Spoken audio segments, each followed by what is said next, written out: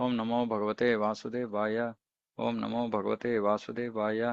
ओम नमो भगवते वासुदेवाय। नारायणं नमस्कृत्य नरं चैव नरोत्तमं देवीं सरस्वतीं व्यासं ततो जयमुदीरयेत्। नष्टप्रायेषु भद्रेषु नित्यं भागवत सेवया भगवति उत्तमश्लोके भक्तिर्भवति नैष्टिकी। ओम अज्ञानतिमिरान्धस्य ज्ञानाञ्जनशलाकया चक्षुरुन्मिलितं येन तस्मै श्रीगुरवे नमः। नमो विष्णुपादाय कृष्णप्रेष्ठाय भूतले श्रीमते भक्तिवेदान्तस्वामिन्निति नामिने। नमस्ते सारस्वती देवे गौरवाणी प्रचारिणे निर्विशेष शून्यवादी पाश्चात्य देश तारिणे। जय श्री कृष्ण चैतन्य प्रभु नित्यानंद श्री अद्वैत गदाधर शिवासादि गौरभक्तवृंद।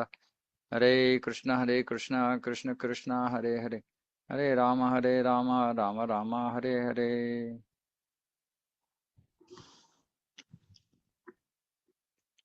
ಹರೇ ಕೃಷ್ಣ. ಸೊ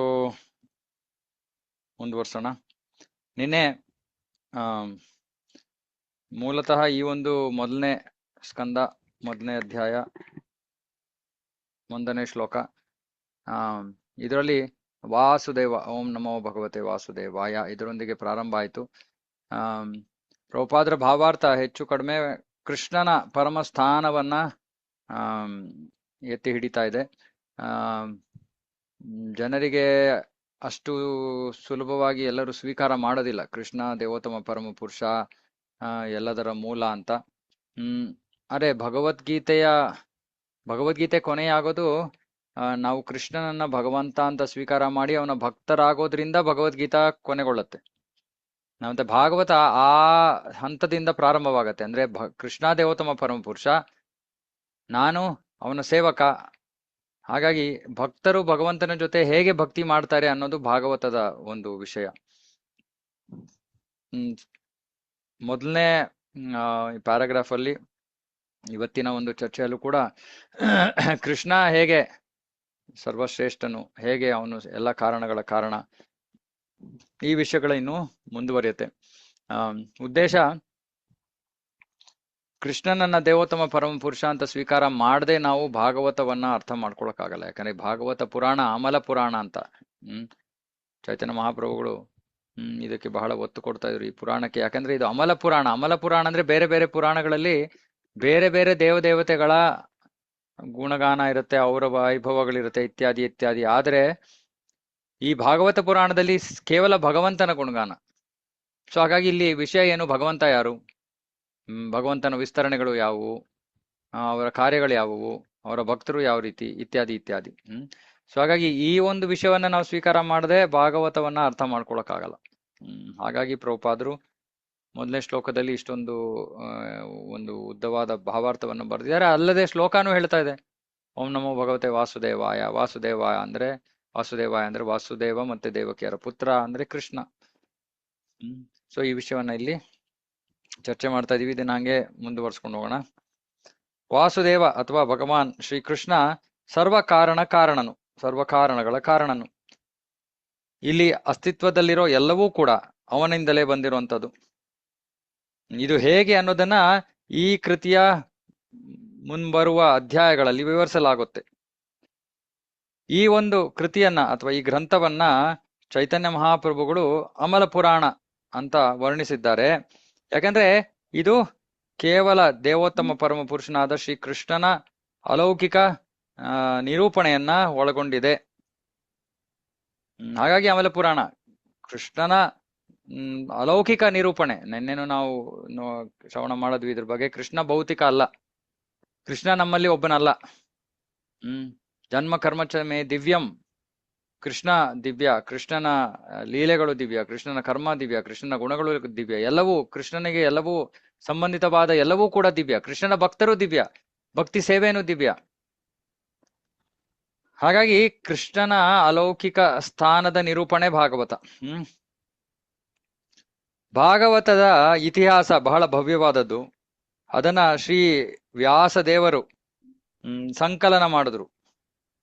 ಯಾವಾಗ ಅವರು ಆಧ್ಯಾತ್ಮಿಕ ಜ್ಞಾನದಲ್ಲಿ ಪರಿಪಕ್ವತೆಯನ್ನ ಹೊಂದಿದ ಮೇಲೆ, ಅಂದ್ರೆ ಆಧ್ಯಾತ್ಮಿಕ ಜ್ಞಾನದಲ್ಲಿ ಪರಿಪಕ್ವತೆ ಅಂದ್ರೆ ನಿಜವಾಗ್ಲೂ ಯಾರು ಅನ್ನೋ ಒಂದು ಜ್ಞಾನ ಸಿಕ್ಕಿರತ್ತೆ, ಲಭ್ಯವಾಗಿರುತ್ತೆ ಅಂತಹ ವ್ಯಕ್ತಿಗೆ. ಆಧ್ಯಾತ್ಮಿಕ ಜ್ಞಾನದ ಪರಿಪೂರ್ಣತೆಯನ್ನ ಪಡ್ಕೊಂಡಾಗ ವ್ಯಾಸದೇವರಿಗೆ ಆ ಒಂದು ಸಾಕ್ಷಾತ್ಕಾರವಾಗತ್ತೆ ಯಾರು ದೇವೋತ್ತಮ ಪರಮ ಪುರುಷ ಅಂತ. ಇದನ್ನ ಮುಂದಿನ ಅಧ್ಯಾಯಗಳಲ್ಲಿ ನಾವು ಅಧ್ಯಯನ ಬರುತ್ತೆ, ಈ ವಿಷಯ ಬರುತ್ತೆ. ಹಾಗಾಗಿ ಈ ಕೃತಿಯನ್ನ ವ್ಯಾಸದೇವರು ಶ್ರೀ ನಾರದರ ಅಂದ್ರೆ ಅವರ ಗುರುಗಳು ನಾರದರ ಆದೇಶದ ಅಡಿಯಲ್ಲಿ ಬರೆದ್ರು. ಇದನ್ನು ಕೂಡ ನಾವು ಈ ಕಥೆ ಕೂಡ ಬರುತ್ತೆ ಇಲ್ಲಿ. ವ್ಯಾಸದೇವರು ಎಲ್ಲಾ ವೈದಿಕ ಶಾಸ್ತ್ರಗಳನ್ನ ಸಂಕಲನ ಮಾಡಿದರು. ಇವಾಗ ಅವರು ಬರ್ದಿಲ್ಲ, ಇದನ್ನ ನಾವು ಅರ್ಥ ಮಾಡ್ಕೋಬೇಕು. ವ್ಯಾಸದೇವರು ಅದನ್ನ ಬರ್ದಿಲ್ಲ ಅಂದ್ರೆ ಮೂಲತಃ ಅವರಿಂದ ಬಂದಿರೋದಂತಲ್ಲ. ವೇದಗಳು ಭಗವಂತನಿಂದಾನೇ ಬಂದಿರೋದು. ಭಗವಂತನ ಸಾಹಿತ್ಯಿಕ ಅವತಾರ ವ್ಯಾಸದೇವರು. ಹಾಗಾಗಿ ಆ ವ್ಯಾಸದೇವರು ಏನ್ ಮಾಡ್ತಾರೆ, ಈ ಮೊಟ್ಟ ಮೊದಲಿಗೆ ಆರಂಭದಲ್ಲಿ ಒಂದೇ ವೇದ ಇದ್ದಿದ್ದು. ಆ ಒಂದೇ ವೇದವನ್ನ 4 ವೇದಗಳಾಗಿ ಇವರು ವಿಭಜಿಸ್ತಾರೆ. ಹಾಗಾಗಿ ಇದಕ್ಕೆ ಸಂಕಲನ ಕಾರ್ಯ ಅಂತ ಕರೀತಾರೆ. ಬರವಣಿಗೆ ಅಲ್ಲ, ಇದು ಲೇಖನ ಅಲ್ಲ, ಬರ್ದಿರೋ ಅಂತದಲ್ಲ. ಸಂಕಲನ ಅಂದ್ರೆ ಅದನ್ನ ಬೇರೆ ಬೇರೆ ವಿಭಾಗಗಳಾಗಿ ಮಾಡ್ತಾರೆ. ಮಾಡ್ಬಿಟ್ಟು ಆ ವಿಭಾಗಗಳನ್ನ ಮಾಡ್ತಾರೆ. ಆಮೇಲೆ ಈ ವೇದಗಳ ಮೇಲೆ ವೇದಾಂತ ಸೂತ್ರ ಅಂತ ಕೂಡ ಬರೀತಾರೆ. ಅದನ್ನ ಬ್ರಹ್ಮಸೂತ್ರ ಅಂತ ಕರೀತಾರೆ. ಅಂದ್ರೆ ವೇದ ಜ್ಞಾನದ ಅಂತ್ಯವನ್ನ, ತೀರ್ಮಾನವನ್ನ ಸೂತ್ರಗಳ ರೂಪದಲ್ಲಿ, ಸೂತ್ರ ಅಂದ್ರೆ ಫಾರ್ಮುಲಾ ಇಂಗ್ಲಿಷ್ ಅಲ್ಲಿ, ಸೂತ್ರಗಳ ರೂಪದಲ್ಲಿ ಅವರು ವೇದಾಂತ ಸೂತ್ರದಲ್ಲಿ ಕೊಟ್ಟಿದ್ದಾರೆ. ವೇದಾಂತ ಸೂತ್ರ ಬಹಳ ಅರ್ಥ ಮಾಡ್ಕೊಳಕ್ಕೆ ಬಹಳ ಕಷ್ಟ. ಸುಮ್ನೆ ಅಥಾಥೋ ಬ್ರಹ್ಮ ಜಿಜ್ಞಾಸ ಈ ತರ ಸೂತ್ರಗಳು, ಚಿಕ್ಕ ಚಿಕ್ಕ 2 3 ಪದಗಳ ಸೂತ್ರಗಳು. ಅದನ್ನ ಯಾರು ಬೇಕಾದ್ರೆ ಹೆಂಗ್ ಬೇಕಾದ್ರೆ ಅದಕ್ಕೆ ಅರ್ಥ ವಿವರಣೆ ಕೊಡ್ಬೋದು. ನಾನೊಂಥರ ಹೇಳ್ತೀನಿ, ಇನ್ನೊಬ್ರು ಇನ್ನೊಂಥರ ಹೇಳ್ತಾರೆ, ಮತ್ತೊಬ್ರು ಇನ್ನೊಂಥರ ಹೇಳ್ತಾರೆ. ಅರೆ ಅದನ್ನು ಕೂಡ ವ್ಯಾಸದೇವರು ಬರ್ದಿದ್ದು. ಆಮೇಲೆ ಅದಲ್ಲದೆ ಪುರಾಣಗಳನ್ನ ಬರೆದ್ರು. ಮಹಾಭಾರತ ಇತ್ಯಾದಿ ಎಲ್ಲವನ್ನೂ ಕೂಡ ಕೊಟ್ಟಿದ್ದು ಶ್ರೀಲ ವ್ಯಾಸದೇವರು. ಆದ್ರೂ ಕೂಡ ಅವರಿಗೆ ತೃಪ್ತಿ ಆಗಿರ್ಲಿಲ್ಲ. ಅವರ ಅತೃಪ್ತಿಯನ್ನ ಅವರ ಆಧ್ಯಾತ್ಮಿಕ ಗುರುಗಳು ಗಮನಿಸಿದ್ರು, ಅಂದ್ರೆ ನಾರದರು ಗಮನಿಸಿದ್ರು.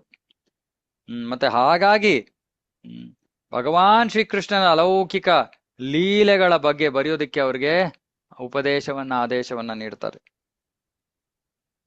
ಈ ಕೃಷ್ಣನ ಈ ಅಲೌಕಿಕ ಲೀಲೆಗಳು ವಿಶೇಷವಾಗಿ ಈ ಗ್ರಂಥದ 10ನೇ ಸ್ಕಂದದಲ್ಲಿ ನಾವು ಕಾಣ್ತೀವಿ. ಆದ್ರೆ ಆ ಮೂಲ ವಿಷಯಕ್ಕೆ ತಲುಪೋ ಮುನ್ನ ನಾವೇನ್ ಮಾಡ್ಬೇಕು, ಕ್ರಮವಾಗಿ ಈ ಒಂದರ ನಂತರ ಒಂದು ಶ್ಲೋಕವನ್ನ ಓದ್ಕೊಂಡು ಅವಶ್ಯಕ ಜ್ಞಾನವನ್ನ, ಬೇರೆ ಬೇರೆ ವಿಷಯಗಳಿವೆ ಇದರಲ್ಲಿ. ನಾವು ಕೃಷ್ಣನ ತನಕ ಬರೋ ತನಕ ಹಲವಾರು ವಿಷಯಗಳಿದೆ ತಿಳ್ಕೊಳ್ಬೇಕಾಗಿರೋದು. ಅದನ್ನೆಲ್ಲ ನಾವು ಕ್ರಮವಾಗಿ ತಿಳ್ಕೊಂಡು ಜೀರ್ಣಿಸ್ಕೊಂಡು ಕೇಳ್ತಾ ಇರೋ ಜ್ಞಾನವನ್ನ ನಮ್ಮ ಜೀವನದಲ್ಲಿ ಅಳವಡಿಸ್ಕೊಂಡು 10ನೇ ಸ್ಕಂದಕ್ಕೆ ಕೃಷ್ಣನ ಲೀಲೆಗಳನ್ನು ಶ್ರವಣ ಮಾಡೋಕೆ ನಾವು ಅವಶ್ಯಕವಾದ ಅರ್ಹತೆಯನ್ನ ಬೆಳೆಸ್ಕೋತೀವಿ. ಹಾಗಾಗಿ ಭಾಗವತವನ್ನ ಅಲ್ಲಿ ಓದಬಾರ್ದು. ಒಂದು ಶ್ಲೋಕ ಆದ್ಮೇಲೆ ಇನ್ನೊಂದು ಶ್ಲೋಕವನ್ನ ಅದೇ ರೀತಿ ನಾವು ಓದ್ಬೇಕು.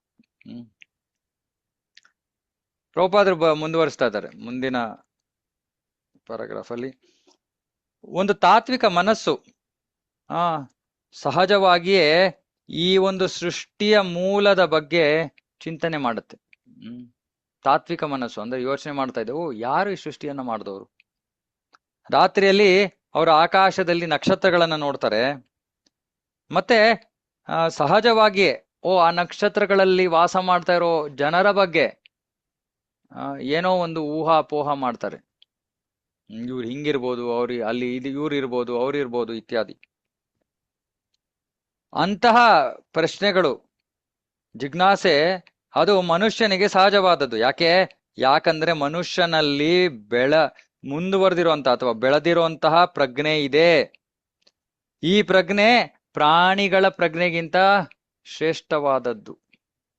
ಇದು ಬಹಳ ಮುಖ್ಯವಾದದ್ದು. ಮನುಷ್ಯರಾಗಿ ನಾವು ಜಿಜ್ಞಾಸೆಯನ್ನ ಮಾಡ್ಬೇಕು, ಪ್ರಶ್ನೆಗಳನ್ನ ಕೇಳ್ಬೇಕು.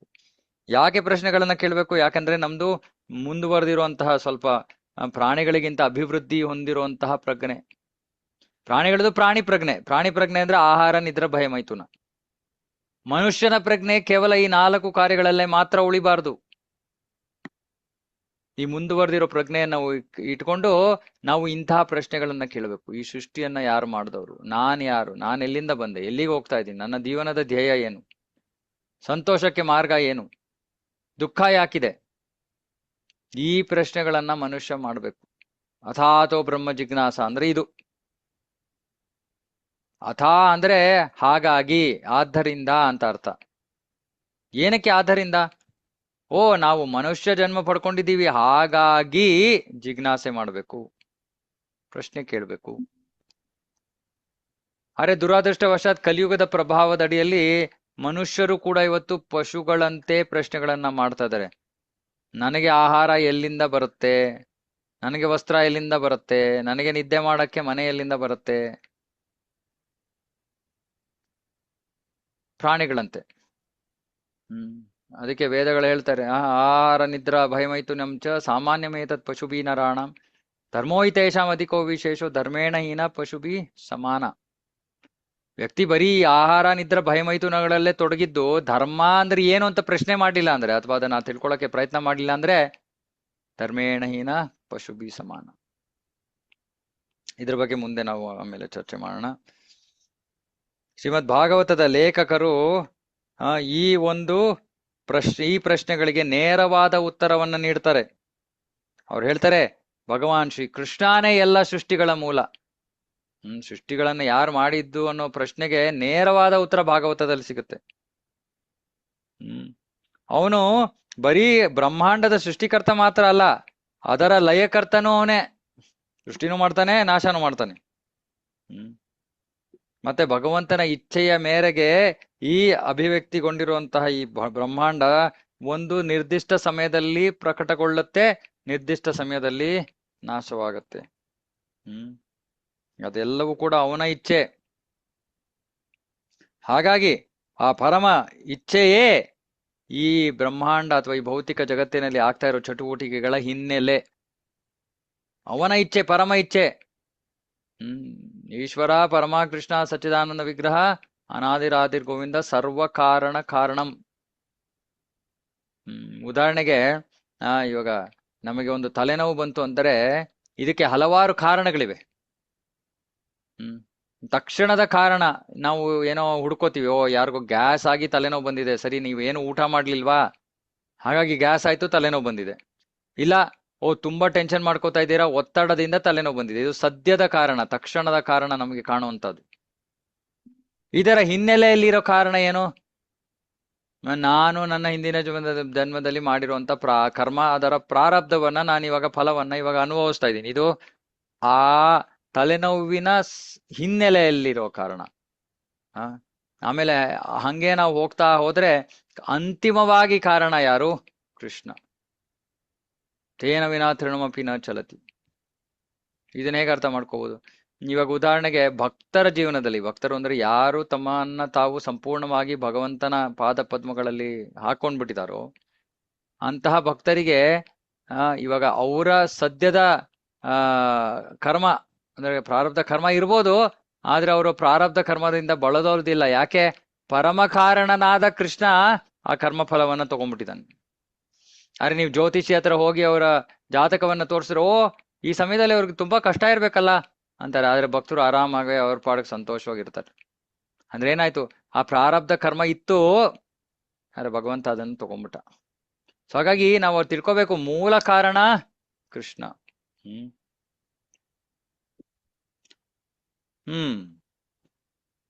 ಆದ್ರೆ ನಾಸ್ತಿಕರಿದ್ದಾರೆ, ಬೇರೆ ಬೇರೆ ಬಗೆಯ ವರ್ಗದ ನಾಸ್ತಿಕರಿದ್ದಾರೆ. ಅವರು ಯಾವ ಒಬ್ಬ ಸೃಷ್ಟಿಕರ್ತ ಇದ್ದಾನೆ ಅಂತ ನಂಬೋದಿಲ್ಲ. ಆದ್ರೆ ಅದಕ್ಕೆ ಕಾರಣ ಅವರ ಅಲ್ಪಜ್ಞಾನ. ಅದಕ್ಕೆ ಕಾರಣ ಅಲ್ಪಜ್ಞಾನ. ಆತ ಸತ್ಯಾಂಶ ಏನು? ಭಗವಂತ ಇದ್ದಾನೆ, ಅವನೇ ಸೃಷ್ಟಿ ಮಾಡಿರೋದು. ಆಧುನಿಕ ವಿಜ್ಞಾನಿಗಳು ಉದಾಹರಣೆಗೆ ಅವರು ಆಕಾಶದಲ್ಲಿ ಹಾರ್ತಾ ಇರುವಂತ ಸ್ಪೇಸ್ ಶಿಪ್ಸ್ ನ, ಸ್ಪೇಸ್ ಸ್ಯಾಟಲೈಟ್ ನ ಸೃಷ್ಟಿ ಮಾಡಿದ್ದಾರೆ. ಮತ್ತೆ ಏನೋ ಒಂದು ಏರ್ಪಾಡಿನಿಂದ ಆ ಸ್ಯಾಟಲೈಟ್ಗಳನ್ನ ಬಾಹ್ಯಾಕಾಶದಲ್ಲಿ ಅವರು ಅದನ್ನ ಎಸಿತಾರೆ. ಮತ್ತೆ ಆ ಬಾಹ್ಯಾಕಾಶದಲ್ಲಿ ಆ ಸ್ಯಾಟಲೈಟ್ಗಳು ಸ್ವಲ್ಪ ಸಮಯ ತಿರುಗುತ್ತವೆ. ಇದು ಸಂಪೂರ್ಣವಾಗಿ ವಿಜ್ಞಾನಿಯ ಹತೋಟಿಯಲ್ಲಿರುತ್ತೆ, ಅವನ ನಿಯಂತ್ರಣದಲ್ಲಿರುತ್ತೆ. ಆದ್ರೆ ಆ ವಿಜ್ಞಾನಿ ಎಲ್ಲೋ ದೂರದಲ್ಲಿ ಇಲ್ಲಿ ಭೂಮಿಯಲ್ಲಿ ಕೂತಿದ್ದಾನೆ, ಅದೊಂದು ಯಂತ್ರ, ಅದು ಆಕಾಶದಲ್ಲಿ ಹಾರಾಡ್ತಾ ಇದೆ. ಹಾಗಾಗಿ ಇವನು ಇಲ್ಲೇ ಕೂತ್ಕೊಂಡು ಅದನ್ನ ನಿಯಂತ್ರಿಸ್ತಾ ಇದ್ದಾನೆ. ಅದೇ ರೀತಿಯಲ್ಲಿ ಎಲ್ಲಾ ಬ್ರಹ್ಮಾಂಡಗಳು ಕೂಡ, ಪ್ರತಿಯೊಂದು ಬ್ರಹ್ಮಾಂಡದಲ್ಲೂ ಅಗಣಿತ ನಕ್ಷತ್ರಗಳಿವೆ, ಗ್ರಹಗಳಿವೆ. ಅವೆಲ್ಲವನ್ನು ಕೂಡ ದೇವೋತ್ತಮ ಪುರುಷನ ಬುದ್ಧಿವಂತಿಕೆಯೇ ನಿರ್ದೇಶಿಸ್ತಾ ಇರೋದು, ನಿಯಂತ್ರಿಸ್ತಾ ಇರೋದು. ಹಾಗಾಗಿ ಯಾವುದು ಆಕಸ್ಮಿಕವಿಲ್ಲ, ಆಕಸ್ಮಿಕವಾಗಿ ಆಗೋಯ್ತು ಅನ್ನೋ ಪ್ರಶ್ನೆನೇ ಇಲ್ಲ. ಯಾವುದು ಆಕಸ್ಮಿಕ ಇಲ್ಲ, ಎಲ್ಲಕ್ಕೂ ಕಾರಣ ಇದೆ, ಪರಮ ಕಾರಣ ಕೃಷ್ಣ. ಸದ್ಯದ ಕಾರಣ ನಮ್ಮ ಕರ್ಮಫಲ, ಆದ್ರೆ ಪರಮ ಕಾರಣ ಕೃಷ್ಣ. ಅದಕ್ಕೆ ಭಕ್ತರಾದವ್ರು ಯಾವಾಗ್ಲೂ ತಮ್ಮ ಜೀವನದಲ್ಲಿ ಯೋಚನೆ ಮಾಡ್ತಾರೆ, ಏನಾದ್ರು ಬಂದ್ರೆ ಓ ಭಗವಂತನ ಇಚ್ಛೆ, ಒಳ್ಳೇದು ಬಂದ್ರು ಭಗವಂತನ ಇಚ್ಛೆ, ಕೆಟ್ಟದ್ ಬಂದ್ರು ಅದು ಭಗವಂತನ ಇಚ್ಛೆ. ಇದನ್ ಬಗ್ಗೆ ಆಮೇಲೆ ನಾವು ನಿಧಾನವಾಗಿ ಅರ್ಥ ಮಾಡ್ಕೊಳ್ಳೋಣ. ವೈದಿಕ ಸಾಹಿತ್ಯಗಳಲ್ಲಿ ನಿತ್ಯೋ ನಿತ್ಯಾನಾಂ ಚೇತನಶ್ಚೇತನಾನಾಂ ಅಂದ್ರೆ ಜೀವಂತವಾಗಿರುವಂಥ ಜೀವಿಗಳಲ್ಲಿ ಎಲ್ಲಕ್ಕಿಂತ ಪ್ರಮುಖನಾದವನು ದೇವೋತ್ತಮ ಪುರುಷನು. ಬ್ರಹ್ಮನಿಂದ ಹಿಡಿದು ಪ್ರತಿಯೊಂದು ಜೀವಿಯೂ ಕೂಡ ಇರುವೆಯ ತನಕ ಎಲ್ಲರೂ ಕೂಡ ವೈಯಕ್ತಿಕ ಜೀವಿಗಳು. ಬ್ರಹ್ಮನೂ ಕೂಡ ಜೀವಿ, ಇರುವೆಯೂ ಕೂಡ ಜೀವಿ. ಜೀವಿ ಅಂದ್ರೆ ಈ ಬ್ರಹ್ಮನಿಂದ ಹಿಡಿದು ಇರುವೆ ತನಕ ಎಲ್ಲರಿಗೂ ಜನ್ಮ ಮರಣ ಇದೆ. ಅಂದ್ರೆ ಅವರು ದೇಹವನ್ನ ಪಡ್ಕೋತಾರೆ, ದೇಹವನ್ನ ಕಳ್ಕೋತಾರೆ, ಬ್ರಹ್ಮನನ್ನು ಒಳಗೊಂಡು. ಹಾಗಾಗಿ ಮೂರು ವರ್ಗದ ಜೀವಿಗಳಿದ್ದಾರೆ. ಮೊದಲು ವಿಷ್ಣು ತತ್ವ, ಆಮೇಲೆ ಶಿವತತ್ವ, ಆಮೇಲೆ ಜೀವತತ್ವ. ವಿಷ್ಣು ತತ್ವ ಎಲ್ಲಕ್ಕಿಂತ ಶ್ರೇಷ್ಠವಾದದ್ದು. ಕೃಷ್ಣ, ವಿಷ್ಣು, ನರಸಿಂಹ, ರಾಮ ಇತ್ಯಾದಿ ಇವರೆಲ್ಲ ವಿಷ್ಣು ತತ್ವ. ಶಿವನದು ತನ್ನದೇ ಆದ ಒಂದು ವರ್ಗ ಇದೆ, ಶಿವತತ್ವ. ಇದನ್ನ ನಾವು ಆಮೇಲೆ ಚರ್ಚೆ ಮಾಡೋಣ. ಆಮೇಲೆ ಅದಕ್ಕಿಂತ ಕೆಳಗಡೆ ಇರೋದು ಜೀವತತ್ವ. ಶಿವತತ್ವ ಮತ್ತೆ ವಿಷ್ಣು ತತ್ವಕ್ಕೆ ಜನ್ಮ ಮರಣ ಇಲ್ಲ. ಅರೆ ಜೀವತತ್ವಕ್ಕೆ ಜನ್ಮ ಮರಣ ಇದೆ. ಬ್ರಹ್ಮನಿಂದ ಹಿಡಿದು ಒಂದು ಇರುವೆ ತನಕೂ ಕೂಡ ಎಲ್ಲರಿಗೂ, ಅವು ಎಲ್ಲಾ ಜೀವಿಗಳಿಗೂ ಜನ್ಮ ಮರಣ ಇದೆ.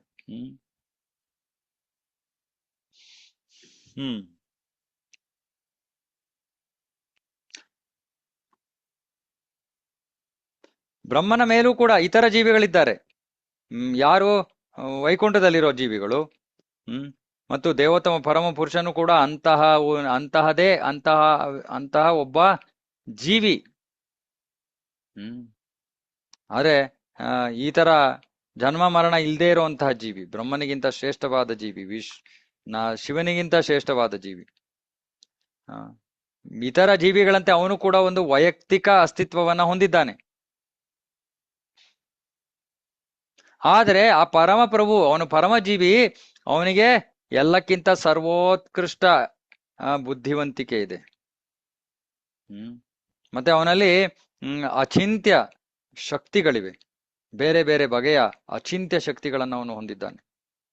ಇವಾಗ ಒಬ್ಬ ಸಾಮಾನ್ಯ ಮನುಷ್ಯನ ಮೆದುಳು ಒಂದು ಸ್ಪೇಸ್ ಸ್ಯಾಟಲೈಟ್ ಅನ್ನ ಸೃಷ್ಟಿಸೋಕ್ ಸಾಧ್ಯವಾದ್ರೆ, ಇನ್ನು ಈ ಮೆದುಳುಗಳಿಗಿಂತ ಬಹಳ ಅದ್ಭುತವಾಗಿ ಕಾರ್ಯ ಮಾಡುವಂತಹ ಮೆದುಳನ್ನ ಹೊಂದಿರುವಂತಹ ವ್ಯಕ್ತಿ ಇನ್ನು ಎಂತಹ ಸೃಷ್ಟಿಯನ್ನ ಸೃಷ್ಟಿ ಮಾಡ್ಬೋದು, ಸ್ವಲ್ಪ ಯೋಚನೆ ಮಾಡಿ ಅಂತ ಹೇಳ್ತಾ ಇದ್ದಾರೆ ಪ್ರಭುಪಾದರು.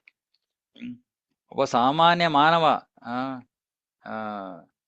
ಜನ್ಮ ಮರಣ ಹೊಂದಿರುವಂತ ಸಾಮಾನ್ಯ ಮಾನವನ ಮೆದುಳು ಒಂದು ಸ್ಪೇಸ್ ಶಿಪ್ ಅನ್ನ, ಸ್ಪೇಸ್ ಸ್ಯಾಟಲೈಟ್ ಅನ್ನ ಸೃಷ್ಟಿ ಮಾಡಕ್ ಸಾಧ್ಯವಾದಾಗ, ಇನ್ನು ನಮಗಿಂತ ಬಹಳ ಪರಮ ಶ್ರೇಷ್ಠ ಜೀವಿ, ಪರಮ ಜೀವಿಯಾದ ಭಗವಂತನ ಮೆದುಳು ಇನ್ನು ಎಷ್ಟು ಪ್ರಬಲವಾಗಿರ್ಬೇಕು. ಹಾಗಾಗಿ ಈ ಸೃಷ್ಟಿ ಎಲ್ಲ ಭಗವಂತನಿಗೆ ದೊಡ್ಡ ಕಾರ್ಯವೇ ಅಲ್ಲ. ಸೊ ಸಾಮಾನ್ಯವಾಗಿ ಯಾರು ತರ್ಕವನ್ನ ಸ್ವೀಕಾರ ಮಾಡ್ತಾರೋ ಅಂತಹ ಜನ ಈ ಒಂದು ವಾದವನ್ನ ಸುಲಭವಾಗಿ ಸ್ವೀಕಾರ ಮಾಡ್ತಾರೆ. ಹೌದು, ಒಬ್ಬ ಸಾಮಾನ್ಯ ಮನುಷ್ಯನಿಗೆ ಇಷ್ಟೊಂದು ಸಾಮರ್ಥ್ಯ ಇರುವಾಗ ಏನು ಭಗವಂತನಿಗೆ ಸಾಮರ್ಥ್ಯ ಕಡಿಮೆ ಇರ್ಬೇಕಾ? ಇಲ್ಲ. ಆದರೆ ಬಹಳ ಮೊಂಡಾಗಿರುವಂತಹ ಮೊಂಡು ನಾಸ್ತಿಕರಿದ್ದಾರೆ, ಅವರು ಸ್ವೀಕಾರ ಮಾಡಲ್ಲ. ಅವ್ರು ಹೇಳ್ತಾರೆ ದೇವ್ರಿಗಿವ್ರು ಏನಿಲ್ಲ, ಎಲ್ಲ ಆಕಸ್ಮಿಕ, ಎಲ್ಲ ಆಕಸ್ಮಿಕ, ದೇವ್ರು ಇಲ್ಲ, ಎಂಥದ್ದು ಇಲ್ಲ. ಆದ್ರೆ ಶ್ರೀಲ ವ್ಯಾಸ ದೇವರು ಒಮ್ಮೆಲೆ ಇಲ್ಲಿ ಪರಮ ಆ ಪರಮ ಬುದ್ಧಿ ಶಕ್ತಿಯನ್ನ ಪರಮೇಶ್ವರ ಅಂತ ಸ್ವೀಕಾರ ಮಾಡ್ತಾ ಇದ್ದಾರೆ. ಮತ್ತೆ ಅವರಿಗೆ ಆ ಪರಮ ಬುದ್ಧಿ ಶಕ್ತಿಯನ್ನು ಹೊಂದಿರುವಂತ ದೇವೋತ್ತಮ ಪರಮ ಪುರುಷನಿಗೆ, ಪರಮೇಶ್ವರನಿಗೆ ತಮ್ಮ ಗೌರವಪೂರ್ವಕ ನಮನಗಳನ್ನ ಅರ್ಪಿಸ್ತಾ ಇದ್ದಾರೆ. ಇವಾಗ ನಾವು ತಿಳ್ಕೊಬೇಕು, ವ್ಯಾಸದೇವರು ಕೂಡ ಎಂತಹ ಶ್ರೇಷ್ಠ ಜೀವಿ. ಅವರೇ ಒಪ್ಕೋತಾ ಇದ್ದಾರೆ ಕೃಷ್ಣ ದೇವೋತ್ತಮ ಪರಮ ಪುರುಷ ಅಂತ. ನಾವು ಒಪ್ಕೊಳ್ಳೋದಕ್ಕೆ ಏನಪ್ಪ ಕಡಿಮೆ? ಹ್ಮ್ ಏನ್ ಸಮಸ್ಯೆ ನಮಗೆ? ಇವಾಗ ನಾವು ಸ್ಕೂಲ್ಗೆ ಹೋಗ್ತೀವಿ, ಕಾಲೇಜ್ಗೆ ಹೋಗ್ತೀವಿ, ಅಲ್ಲಿ ಸ್ಕೂಲ್ ಕಾಲೇಜಲ್ಲಿ ಏನ್ ಹೇಳ್ಕೊಡ್ತಾರೋ ಎಲ್ಲಾ ಸ್ವೀಕಾರ ಮಾಡ್ತೀವಿ. ಯಾರೋ ಹೇಳಿದ್ರು, "ಓ, ಬ್ರಹ್ಮಾಂಡ ಒಂದು ಏನೋ ದೊಡ್ಡ ಸ್ಫೋಟವಾಯ್ತು, ಅದರಿಂದ ಸೃಷ್ಟಿ ಆಯ್ತು" ಅಂತ. ನಾವ್ ಯಾರು ನೋಡ್ಲಿಲ್ಲ, ಯಾವ ವಿಜ್ಞಾನಿನೂ ನೋಡಿಲ್ಲ. ಯಾಕಂದ್ರೆ ಸೃಷ್ಟಿಯ ಸಮಯದಲ್ಲಿ ಯಾವ ವಿಜ್ಞಾನಿಯೂ ಜೀವಂತವಾಗಿರ್ಲಿಲ್ಲ. ಆದ್ರೂ ಅದನ್ನೆಲ್ಲ ನಾವು ಕಣ್ಣು ಮುಚ್ಕೊಂಡು ಸ್ವೀಕಾರ ಮಾಡ್ತೀವಿ. ಆದ್ರೆ ಶಾಸ್ತ್ರದಲ್ಲಿ ಹೇಳಿದ್ರೆ ಭಗವಂತ ಇದ್ದಾನೆ ಅಂದ್ರೆ ಅದೇಗ್ ಸಾಧ್ಯ? ನಾನ್ ನೋಡಿಲ್ವಲ್ಲ. ಸೃಷ್ಟಿನೂ ನೋಡಿಲ್ಲ ನೀನು. ಹೋಗ್ಲಿ, ಸೃಷ್ಟಿ ಮಾತಿರ್ಲಿ. ಊಟ ಮಾಡ್ತಾ ಇದ್ದೀರಾ, ಹೊಟ್ಟೆ ಒಳಗೆ ಹೇಗೆ ಜೀರ್ಣ ಆಗ್ತಾ ಇದೆ ಗೊತ್ತಾ? ನೋಡಿದೀರಾ? ಇಲ್ಲ. ಅರೆ, ಜೀರ್ಣ ಆಗ್ತಾ ಇದೆ ಅಂತ ಸ್ವೀಕಾರ ಮಾಡ್ತಾ ಇದ್ದೀರಾ ಅಲ್ವಾ? ಹ್ಮ್ ಸೊ ಹೀಗೆ ಇದು ಹುಚ್ಚು ನಾಸ್ತಿಕತೆ ಇದು. ಬೇರೆ ಎಲ್ಲದನ್ನ ಸ್ವೀಕಾರ ಮಾಡ್ತೀವಿ, ದೇವ್ರು ಅಂತ ಬಂದ ತಕ್ಷಣ ಮಾತ್ರ ನಮಗೆ ತುಂಬಾ ಬುದ್ಧಿ ಜಾಸ್ತಿ ಆಗ್ಬಿಡುತ್ತೆ. ನಮ್ಗೆ ಗೊತ್ತು, ಎಷ್ಟೊಂದ್ ಜನ ಚಿಕ್ಕ ಚಿಕ್ಕ ಮಕ್ಕಳು ಈಗಿನ ಕಾಲದಲ್ಲಿ 20-21 ವಯಸ್ಸಿನ ಮಕ್ಕಳು, ಅವ್ರಿಗೆ ದೇವ್ರಿಲ್ಲ, ದೇವ್ರನ್ನ ನಂಬಲ್ಲ. ಏನಪ್ಪ ಬುದ್ಧಿ ಇದೆ ದೇವ್ರನ್ನ ನಂಬಲ್ಲ ಅನ್ನೋದಕ್ಕೆ? ಏನ್ ಜಗತ್ತನ್ನ ನೋಡಿದಾರ ಅವ್ರು ದೇವ್ರನ್ನ ನಂಬಲ್ಲ ಅನ್ನಕ್ಕೆ? ಹುಚ್ಚುತನ. ಮತ್ತೆ ಆ ಪರಮೇಶ್ವರ ಶ್ರೀಕೃಷ್ಣ, ಅದನ್ನ ಭಗವದ್ಗೀತೆ ಮತ್ತೆ ಈ ತರ ಶಾಸ್ತ್ರಗಳು ಅದನ್ನ ಒಪ್ಕೊಳ್ಳುತ್ತೆ. ಮತ್ತೆ ವಿಶೇಷವಾಗಿ ಶ್ರೀಮದ್ ಭಾಗವತವು ಕೂಡ ಅದನ್ನ ಒಪ್ಕೊಳ್ಳುತ್ತೆ. ಭಗವದ್ಗೀತೆಯಲ್ಲಿ ಕೃಷ್ಣ ಹೇಳ್ತಾನೆ, ಮತ್ತಪ್ಪರತರಂ ನಾಣ್ಯತ್, ನನಗಿಂತ ಮಿಗಿಲಾದ ಇನ್ನೊಂದು ಸತ್ಯ ಇಲ್ಲ, ನಾನೇ ಪರಮ ಸತ್ಯ. ಹಾಗಾಗಿ ಶ್ರೀ ವ್ಯಾಸದೇವ ಒಮ್ಮೆಗೆ ಪರತತ್ವ ಶ್ರೀಕೃಷ್ಣನನ್ನ ಆರಾಧಿಸ್ತಾ ಇದ್ದಾರೆ. ಮತ್ತೆ ಅವರ ಕೃಷ್ಣನ ಅಲೌಕಿಕ ಲೀಲೆಗಳನ್ನ 10ನೇ ಸ್ಕಂದದಲ್ಲಿ ವಿವರಿಸಲಾಗುವುದು. ಇವಾಗ ಇಲ್ಲಿ ಹೇಳ್ತಾ ಇದಾರೆ, ದುಷ್ಟರು ಒಂದ್ ರೀತಿ ಅಂದ್ರೆ ಹೇಳೋದನ್ನ ಕೇಳದೆ ಇರೋಂಥವ್ರು, ಅವರು ನೇರವಾಗಿ 10ನೇ ಸ್ಕಂದಕ್ಕೆ ಹೋಗ್ತಾರೆ. ಮತ್ತೆ ವಿಶೇಷವಾಗಿ ಅಲ್ಲಿ ರಾಸ ಪಂಚಾಧ್ಯಾಯ ಅಂತ 5 ಅಧ್ಯಾಯಗಳಿವೆ, ನೇರವಾಗಿ ಆ ಅಧ್ಯಾಯಗಳನ್ನ ಓದಕ್ ಹೋಗ್ತಾರೆ. ಭಾಗವತದ ಈ ಭಾಗ ಅತ್ಯಂತ, ಈ ಮಹಾ ಕೃತಿಯ ಸಾಹಿತ್ಯದ ಅತ್ಯಂತ ಗೌಪ್ಯವಾದ ಭಾಗ ಆ 5 ಅಧ್ಯಾಯಗಳು. ಒಬ್ಬ ವ್ಯಕ್ತಿಗೆ ಈ ಮಿಕ್ಕೆಲ್ಲಾ ಸ್ಕಂದಗಳಲ್ಲಿ ಇರೋ ಜ್ಞಾನ ಸಾಕಷ್ಟು ಚೆನ್ನಾಗಿ ಅರ್ಥ ಮಾಡಿಕೊಂಡು ಅದನ್ನ ಅಳವಡಿಸ್ಕೊಂಡಾದ ಮೇಲೆ ಈ ವಿಷಯವನ್ನ ಅರ್ಥ ಮಾಡ್ಕೊಳಕ್ ಸಾಧ್ಯ. ಇಲ್ಲಾಂದ್ರೆ ಒಬ್ಬ ವ್ಯಕ್ತಿ ಸರಳವಾಗಿ ಸುಮ್ಮನೆ ಅದನ್ನ ತಪ್ಪರ್ಥ ಮಾಡ್ಕೋತಾನೆ. ಆದ್ರೆ ಆ ರಾಸನೃತ್ಯ ಅತ್ಯಂತ ಪೂಜಾರ್ಹ ಆಧ್ಯಾತ್ಮಿಕ ಲೀಲೆ. ಮತ್ತೆ ಗೋಪಿಯರೊಂದಿಗಿನ ಕೃಷ್ಣನ ವ್ಯವಹಾರಗಳು ಕೂಡ, ಪ್ರೇಮದ ವ್ಯವಹಾರಗಳು ಕೂಡ ಅಲೌಕಿಕ ಲೀಲೆಗಳು. ಅಲೌಕಿಕ ಅಂದ್ರೆ ಭೌತಿಕ ಜಗತ್ತಿಗೆ ಸೇರಿದಂತ ಅಲ್ಲ, ಸೇರಿರುವಂತಹದ್ದಲ್ಲ. ಆದ್ರೆ ಇದನ್ನ ಅರ್ಥ ಮಾಡ್ಕೊಳ್ಳಕ್ಕೆ ನಮ್ಮ ಮನಸ್ಸು ಪರಿಶುದ್ಧವಾಗಬೇಕು. ಪ್ರಭುಪಾದರು ಹೇಳ್ತಾರೆ, ಒಬ್ಬ ವ್ಯಕ್ತಿ ಒಂದು ಹಳದಿ ಕನ್ನಡಕವನ್ನ ಹಾಕೊಂಡಿದ್ರೆ ಅವನಿಗೆ ಜಗತ್ತೆಲ್ಲ ಹಳದಿಯಾಗಿ ಕಾಣುತ್ತೆ. ಕಾಮದ ಕನ್ನಡಕ ಇದೆ ನಮಗೆ, ಹಾಗಾಗಿ ಕೃಷ್ಣನ ಚಟುವಟಿಕೆಗಳನ್ನು ನೋಡಿದಾಗ ನಮಗೆ ಕಾಮವೇ ಕಾಣುತ್ತೆ ಅಲ್ಲಿ. ಆದ್ರೆ ಕೃಷ್ಣ ಪೂರ್ಣ ಪರಿಶುದ್ಧ.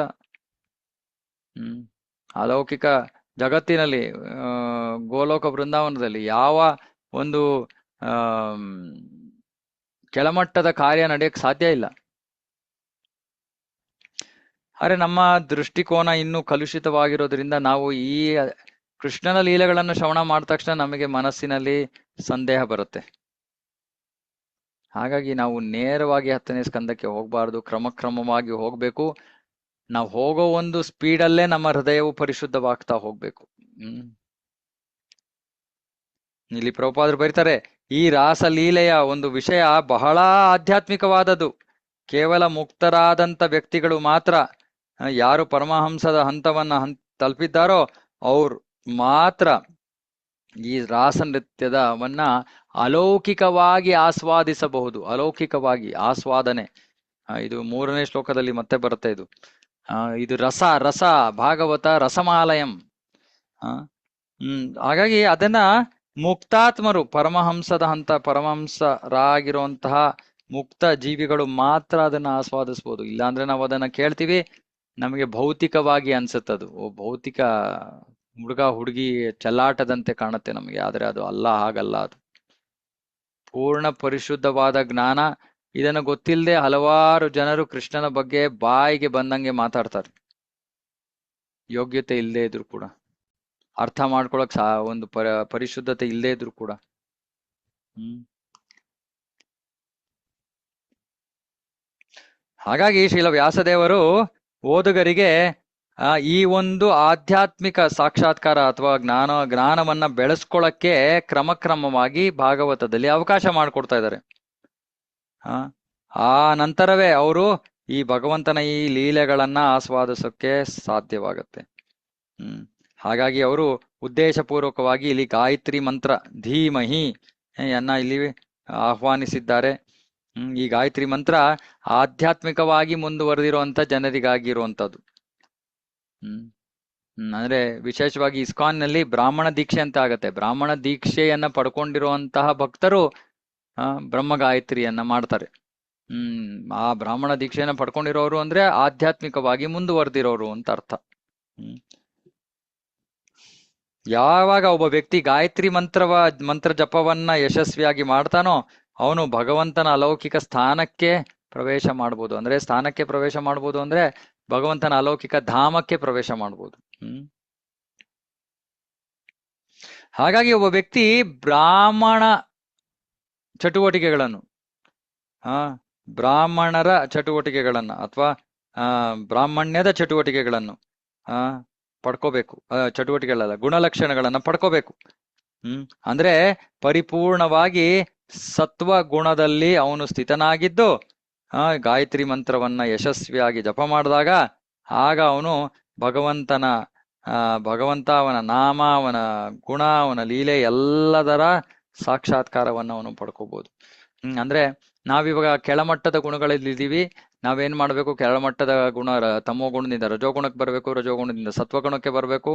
ಸತ್ವಗುಣದಲ್ಲಿ ಸ್ಥಿತರಾಗಿದ್ದು ಭಕ್ತಿಯನ್ನ ಮಾಡಬೇಕು. ಆಮೇಲೆ ಆ ಸತ್ವಗುಣವನ್ನು ಮೀರಿ ಅಲೌಕಿಕ ಶುದ್ಧ ಸತ್ವದ ಹಂತಕ್ಕೆ ಬರಬೇಕು. ಈ ಗುಣಗಳನ್ನ ಮೀರೋದು ಹೇಗೆ? ಭಕ್ತಿ ಸೇವೆಯಿಂದ. ಮತ್ತೆ ನಾನು ಎಲ್ಲೆಲ್ಲಿ ಭಕ್ತಿ ಸೇವೆ ಅಂತೀನೋ ಅದು ಶುದ್ಧ ಭಕ್ತಿ ಸೇವೆ. ಅಂದ್ರೆ ಭಗವಂತನಿಂದ ಏನೋ ಪಡ್ಕೊಳ್ಳೋ ಉದ್ದೇಶದಿಂದ ಮಾಡ್ತಾ ಇಲ್ದಿರುವಂತಹ ಕಾರ್ಯ. ಸಾಮಾನ್ಯವಾಗಿ ಶುದ್ಧ ಭಕ್ತಿ ಸೇವೆ ಅಥವಾ ಭಕ್ತಿ ಸೇವೆ ಅಂದ್ರೆ ABCD. ಎ ಅಂದ್ರೆ ಅಸೋಸಿಯೇಷನ್, ಭಕ್ತರ ಸಂಘ. ಬಿ ಅಂದ್ರೆ ಬುಕ್ಸ್, ಪುಸ್ತಕಗಳು, ಭಗವದ್ಗೀತಾ, ಭಾಗವತ. ಸಿ ಅಂದ್ರೆ ಚಾಂಟಿಂಗ್, ಜಪ, ಹರೇ ಕೃಷ್ಣ ಮಹಾಮಂತ್ರದ ಜಪ. ಡಿ ಅಂದ್ರೆ ಡಯಟ್, ಆಹಾರ ಅಂದ್ರೆ ಪ್ರಸಾದ ಸ್ವೀಕಾರ. ಮತ್ತೆ DT ವರ್ಷಿಪ್ ಅಂದ್ರೆ ಭಗವಂತನ ಆರಾಧನೆ. ಇದು ಭಕ್ತಿ ಸೇವೆ. ಭಕ್ತಿ ಸೇವೆಯನ್ನ ಮಾಡ್ತಾನೆ ನಾವು ಈ ಗುಣಗಳನ್ನ ಮೀರಿ ಬ್ರಹ್ಮಭೂತ ಹಂತಕ್ಕೆ ಬರ್ತೀವಿ. ಅಂದ್ರೆ ಬ್ರಾಹ್ಮಣರ ಒಂದು ಗುಣಲಕ್ಷಣಗಳನ್ನ ಪಡ್ಕೋತೀವಿ. ಆವಾಗ ಆಮೇಲೆ ಕ್ರಮೇಣವಾಗಿ ನಾವು ಆ ಸತ್ವಗುಣವನ್ನು ಮೀರಿ ಶುದ್ಧ ಸತ್ವಕ್ಕೆ ಬರ್ತೀವಿ. ಹೆಚ್ಚಿನ ಜನರು 99% ಭೌತಿಕ ಜಗತ್ತಿನಲ್ಲಿ ಜನರು ರಜೋಗುಣ ತಮೋ ಗುಣದಲ್ಲಿ ಸಿಕ್ಕಾಕೊಂಡಿದ್ದಾರೆ. ಇಲ್ಲಿಂದ ನಾವು ಮೇಲೆ ಏರ್ಬೇಕು. ಆ ಏರೋದಕ್ಕೆ ಇರೋ ಮಾರ್ಗ ಭಕ್ತಿ ಸೇವೆ. ಓಕೆ, ಪ್ರಭುಪಾದರು ಮುಂದುವರಿತಾ ಇದ್ದಾರೆ. ಇಲ್ಲಿ ಹೇಳ್ತಾ ಇದ್ದಾರೆ, ಶ್ರೀಮದ್ ಭಾಗವತ ಭಗವಂತನ ಸ್ವರೂಪದ ನಿರೂಪಣೆ. ಭಗವಂತನ ಸ್ವರೂಪ ಹೇಗೆ ಅಸ್ತಿತ್ವಕ್ಕೆ ಬಂದಿದೆ? ಅವನ ಅಂತರಂಗ ಶಕ್ತಿಯಿಂದ. ಅಂತರಂಗ ಶಕ್ತಿ ಇದೆ, ಮತ್ತೆ ಬಹಿರಂಗ ಶಕ್ತಿ ಇದೆ. ಬಹಿರಂಗ ಶಕ್ತಿಯಿಂದ ಭೌತಿಕ ಜಗತ್ತಾಗತ್ತೆ, ಅದನ್ನ ನಾವು ಅನುಭವಿಸ್ತಾ ಇರುವಂತ ಭೌತಿಕ ಜಗತ್ತು. ಮತ್ತೆ ಅಂತರಂಗ ಶಕ್ತಿಯಿಂದ ಭಗವಂತನ ಸ್ವರೂಪ, ಭಗವಂತನ ಧಾಮ ಇವೆಲ್ಲವೂ ವ್ಯಕ್ತವಾಗತ್ತೆ, ಪ್ರಕಟವಾಗತ್ತೆ. ಸೊ ಇದು ಸ್ವಲ್ಪ ಆಳವಾದ ತತ್ವ. ಇದನ್ನ ನಾವು ಮುಂದೆ ಚರ್ಚೆ ಮಾಡೋಣ. ಹೇಗೆ ಸ್ವರೂಪ, ಭಗವಂತನ ಸ್ವರೂಪವೂ ಕೂಡ ಅವನ ಶಕ್ತಿಯಿಂದ ಪ್ರಕಟವಾಗತ್ತೆ. ಅದನ್ನ ಆಮೇಲೆ ಚರ್ಚೆ ಮಾಡೋಣ. ಅರೆ ವ್ಯಾಸದೇವರು ಇಲ್ಲಿ ಈ ಎರಡು ಶಕ್ತಿಗಳ ನಡುವೆ ಭಿನ್ನ ಮಾಡ್ತಾ ಇದ್ದಾರೆ, ಭಿನ್ನತೆಯನ್ನ ತೋರ್ತಾ ಇದ್ದಾರೆ. ವ್ಯಾಸದೇವರು ಈ ಪ್ರಕಟವಾಗಿರುವಂತ ಈ ಅಂತರಂಗ ಶಕ್ತಿ ನಿಜವಾದದ್ದು. ಆದರೆ ಈ ಬಹಿರಂಗ ಶಕ್ತಿ, ಭೌತಿಕ ಜಗತ್ತಿನ ರೂಪದಲ್ಲಿರುವಂತ ಬಹಿರಂಗ ಶಕ್ತಿ ತಾತ್ಕಾಲಿಕವಾದದ್ದು. ಈ ಒಂದು ಕಾಡಿನಲ್ಲಿ ಬಿಸಿಲು ಕುದುರೆ ಇರೋ ಹಂಗೆ ಅದು ಭ್ರಾಮಕವಾದದ್ದು, ಭ್ರಮೆ ಅದು. ಅಂದ್ರೆ ಬಿಸಿಲು ಕುದುರೆ ಅಂದ್ರೆ ಏನು? ಅಲ್ಲಿ ನೀರಿದೆ ಅಂತ ಅನ್ಸುತ್ತೆ, ಆದ್ರೆ ನೀರಿಲ್ಲ. ಮಿರಾಜ್ ಅಂತಾರೆ ಕನ್ನಡ ಇಂಗ್ಲಿಷ್ ಅಲ್ಲಿ. ಅದೇ ರೀತಿ ಈ ಭೌತಿಕ ಜಗತ್ತು ನಿಜ, ಆದ್ರೆ ನಿಜ ಅಲ್ಲ. ಯಾಕಂದ್ರೆ ಅದು ತಾತ್ಕಾಲಿಕವಾದದ್ದು. ಆದ್ರೆ ಅದನ್ನ ಜೀವಿಗಳು, ಇಲ್ಲಿರೋ ಬದುಕಿರೋ ಅಂತಹ ಜೀವಿಗಳು ಅದೇ ಶಾಶ್ವತ ಅಂತ ಅಂತ ಅನ್ಕೊಂಡು, ತಮ್ಮ ದೇಹವು ಶಾಶ್ವತ ಅನ್ಕೊಂಡು ಅವರು ಜೀವನವನ್ನ ನಡೆಸ್ತಾ ಇದ್ದಾರೆ. ಸೊ ಹಾಗಾಗಿ ಇದು ಭ್ರಮೆ. ಹ್ಮ್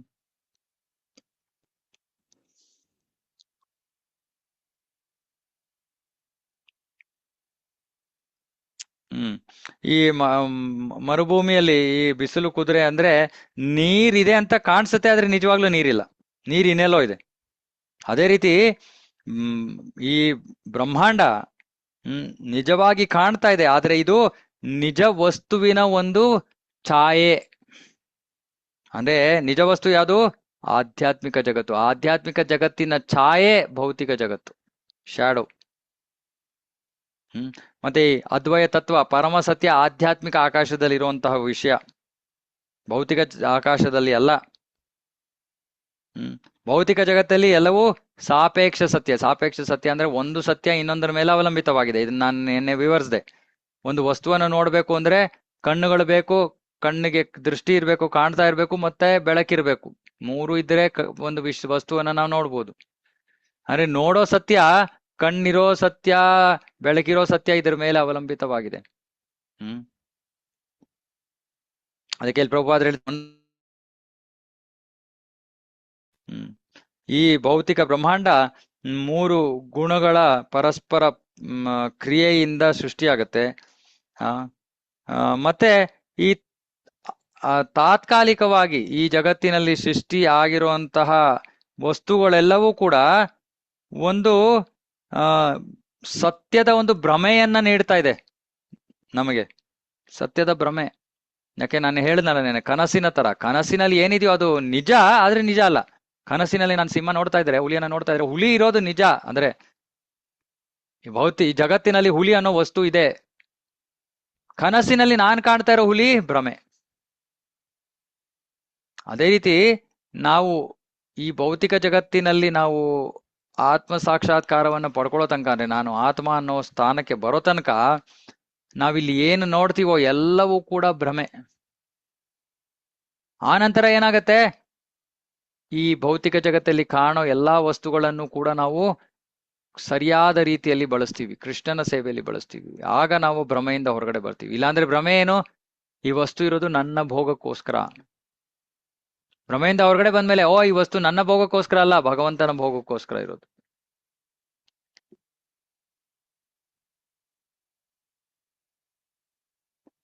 ನಿಜವಾಗಿಯೂ ಈ ವ್ಯಕ್ತವಾಗಿರೋ ಜಗತ್ತಿನಲ್ಲಿ ಯಾವ ಸತ್ಯತೆಯೂ ಇಲ್ಲ. ಆದ್ರೆ ಆಧ್ಯಾತ್ಮಿಕ ಜಗತ್ತಿನಲ್ಲಿರೋ ಸತ್ಯತೆಯ ಇದೊಂದು ಛಾಯೆ ಆಗಿರೋದ್ರಿಂದ ಅದು ನಿಜವಂತೆ ಕಾಣ್ತಾ ಇದೆ. ಮತ್ತೆ ಆಧ್ಯಾತ್ಮಿಕ ಜಗತ್ತಿನಲ್ಲಿ ದೇವೋತ್ತಮ ಪರಮ ಪುರುಷ ಶಾಶ್ವತವಾಗಿ ನೆಲೆಸಿರ್ತಾನೆ. ಸೊ ಇಷ್ಟು ನಾವು ತಿಳ್ಕೋಬೇಕು ಈ ಒಂದು ಪ್ಯಾರಾಗ್ರಾಫ್ ಇಂದ. ಈ ಭೌತಿಕ ಜಗತ್ತು ತಾತ್ಕಾಲಿಕವಾದದ್ದು, ಹಾಗಾಗಿ ಅದು ಶಾಶ್ವತವಾಗಿ ಸತ್ಯವಲ್ಲ, ತಾತ್ಕಾಲಿಕವಾಗಿ ಸತ್ಯ. ಕನಸಿನ ತರ, ಕನಸಿನಿಂದ ಎದ್ದ ತಕ್ಷಣ ಸತ್ಯ ಸತ್ಯವಲ್ಲ, ಸತ್ಯವಾಗಿ ಉಳಿಯೋದಿಲ್ಲ. ಅಂದ್ರೆ ಕನಸಿನಲ್ಲಿ ಏನ್ ಕಾಣ್ತಾ ಇದ್ವೋ ಅದು ಕನಸು ಕಾಣುವ ತನಕ ಸತ್ಯ ಅಷ್ಟೇ, ಎದ್ದ ತಕ್ಷಣ ಸತ್ಯ ಅಲ್ಲ. ಹೇಳಿದ್ನಲ್ಲ, ಯಾರೋ ಮಲ್ಕೊಂಡು, ನಾನು ಯಾವ್ದೋ ಹುಲಿ ಹಡ್ಸ್ಕೊಂಡ್ ಬರ್ತಾ ಇದೆ ಅಂತ ಕೂಗಾಡ್ತಾ ಇದ್ದಾನೆ. ಯಾರೋ ಅವನನ್ನ ಎಬ್ಬಿಸ್ತಾರೆ, ಎಚ್ಚರ ಆದ ತಕ್ಷಣ ಅವನು ಗೊತ್ತಾಗ್ಬಿಡುತ್ತೆ ಯಾವ ಹುಲಿನೂ ಇಲ್ಲ, ಎಂಥದ್ದು ಇಲ್ಲ. ನಾವು ಇವಾಗ ನಿದ್ದೆಯಲ್ಲಿ ಇದೀವಿ, ನಿದ್ದೆಯಲ್ಲಿ ಕನಸು ಕಾಣ್ತಾ ಇದೀವಿ, ಭೌತಿಕ ಜಗತ್ತಿನ ಕನಸು. ಎಚ್ಚರಗೊಂಡ ತಕ್ಷಣ ಗೊತ್ತಾಗತ್ತೆ, ಓ ಇದು ಕನಸು. ನಿಜಾರ್ಥ ಅಂದ್ರೆ ನಾನು ಆತ್ಮ, ನಾನು ಈ ಭೌತಿಕ ಜಗತ್ತಿಗೆ ಸೇರಿದವನಲ್ಲ, ನಾನು ಆಧ್ಯಾತ್ಮಿಕ ಜಗತ್ತಿಗೆ ಸೇರಿದವನು.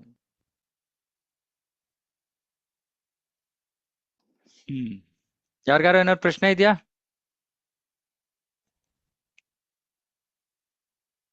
ಓಕೆ, ಇವಾಗ ಪ್ರಭುಪಾದರ ಮುಂದೆ ಇವಾಗ ಬ್ರಹ್ಮನ ಬಗ್ಗೆ ಮತ್ತೆ ಈ ಹೇಗೆ ಕೃಷ್ಣ ಸರ್ವಜ್ಞ, ಎಲ್ಲವನ್ನೂ ತಿಳ್ಕೊಂಡಿದ್ದಾನೆ ಅನ್ನೋದ್ರ ಬಗ್ಗೆ ಇವಾಗ ಹೇಳ್ತಾ ಇದ್ದಾರೆ.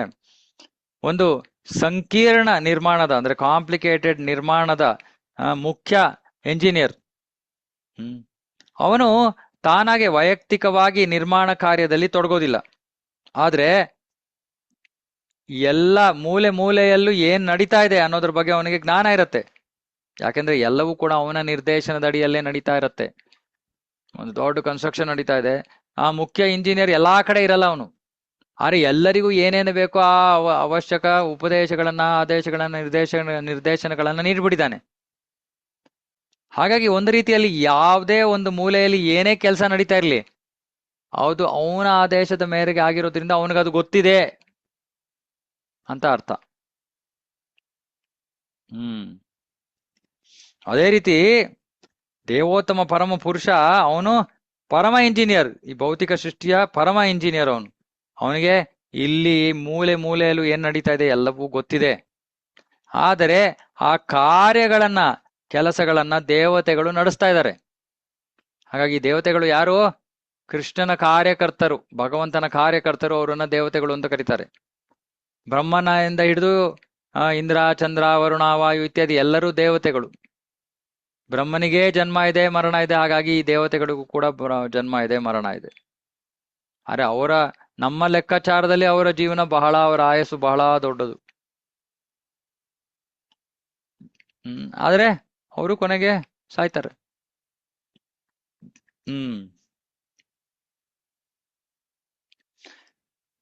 ಬ್ರಹ್ಮನಿಂದ ಹಿಡಿದು ಒಂದು ಕ್ಷುಲ್ಲಕ ಇರುವೆಯ ತನಕ ಯಾರು ಕೂಡ ಭೌತಿಕ ಸೃಷ್ಟಿಯಲ್ಲಿ ಸ್ವತಂತ್ರರಲ್ಲ. ಯಾರು ಸ್ವತಂತ್ರರಲ್ಲ. ಭಗವಂತನ ಕೈ ಎಲ್ಲದರಲ್ಲೂ ಕಾಣುತ್ತೆ, ಎಲ್ಲೆಡೆಯೂ ಕಾಣುತ್ತೆ. ಭೌತಿಕ ಘಟಕಾಂಶಗಳು, ಆಧ್ಯಾತ್ಮಿಕ ಕಿಡಿಗಳು ಎಲ್ಲವೂ ಕೂಡ ಅವನಿಂದಲೇ ಬರ್ತಾ ಇರೋದು. ಅವನೇ ಎಲ್ಲದಕ್ಕೂ ಮೂಲ. ಮತ್ತೆ ಈ ಭೌತಿಕ ಜಗತ್ತಿನಲ್ಲಿ ಏನು ಸೃಷ್ಟಿ ಆಗಿದೆಯೋ ಅದು ಸಂಪೂರ್ಣವಾಗಿ ಭಗವಂತನ ಎರಡು ಶಕ್ತಿಗಳ ಒಂದು ಪರಸ್ಪರ ಕ್ರಿಯೆ. ಒಂದು ಭೌತಿಕವಾದ ಶಕ್ತಿ, ಇನ್ನೊಂದು ಆಧ್ಯಾತ್ಮಿಕ ಶಕ್ತಿ. ಅರೆ ಈ ಭೌತಿಕ ಆಧ್ಯಾತ್ಮಿಕ ಶಕ್ತಿ ಎರಡೂ ಕೂಡ ಕೃಷ್ಣನಿಂದಲೇ ಬಂದಿರುವಂಥದ್ದು. ಒಬ್ಬ ರಾಸಾಯನ ಶಾಸ್ತ್ರದವನು, ಕೆಮಿಸ್ಟ್, ಅವನು ಲ್ಯಾಬೊರೇಟರಿನಲ್ಲಿ ನೀರನ್ನ ಉತ್ಪಾದಿಸಬಹುದು. ಅವನೇನ್ ಮಾಡ್ತಾನೆ?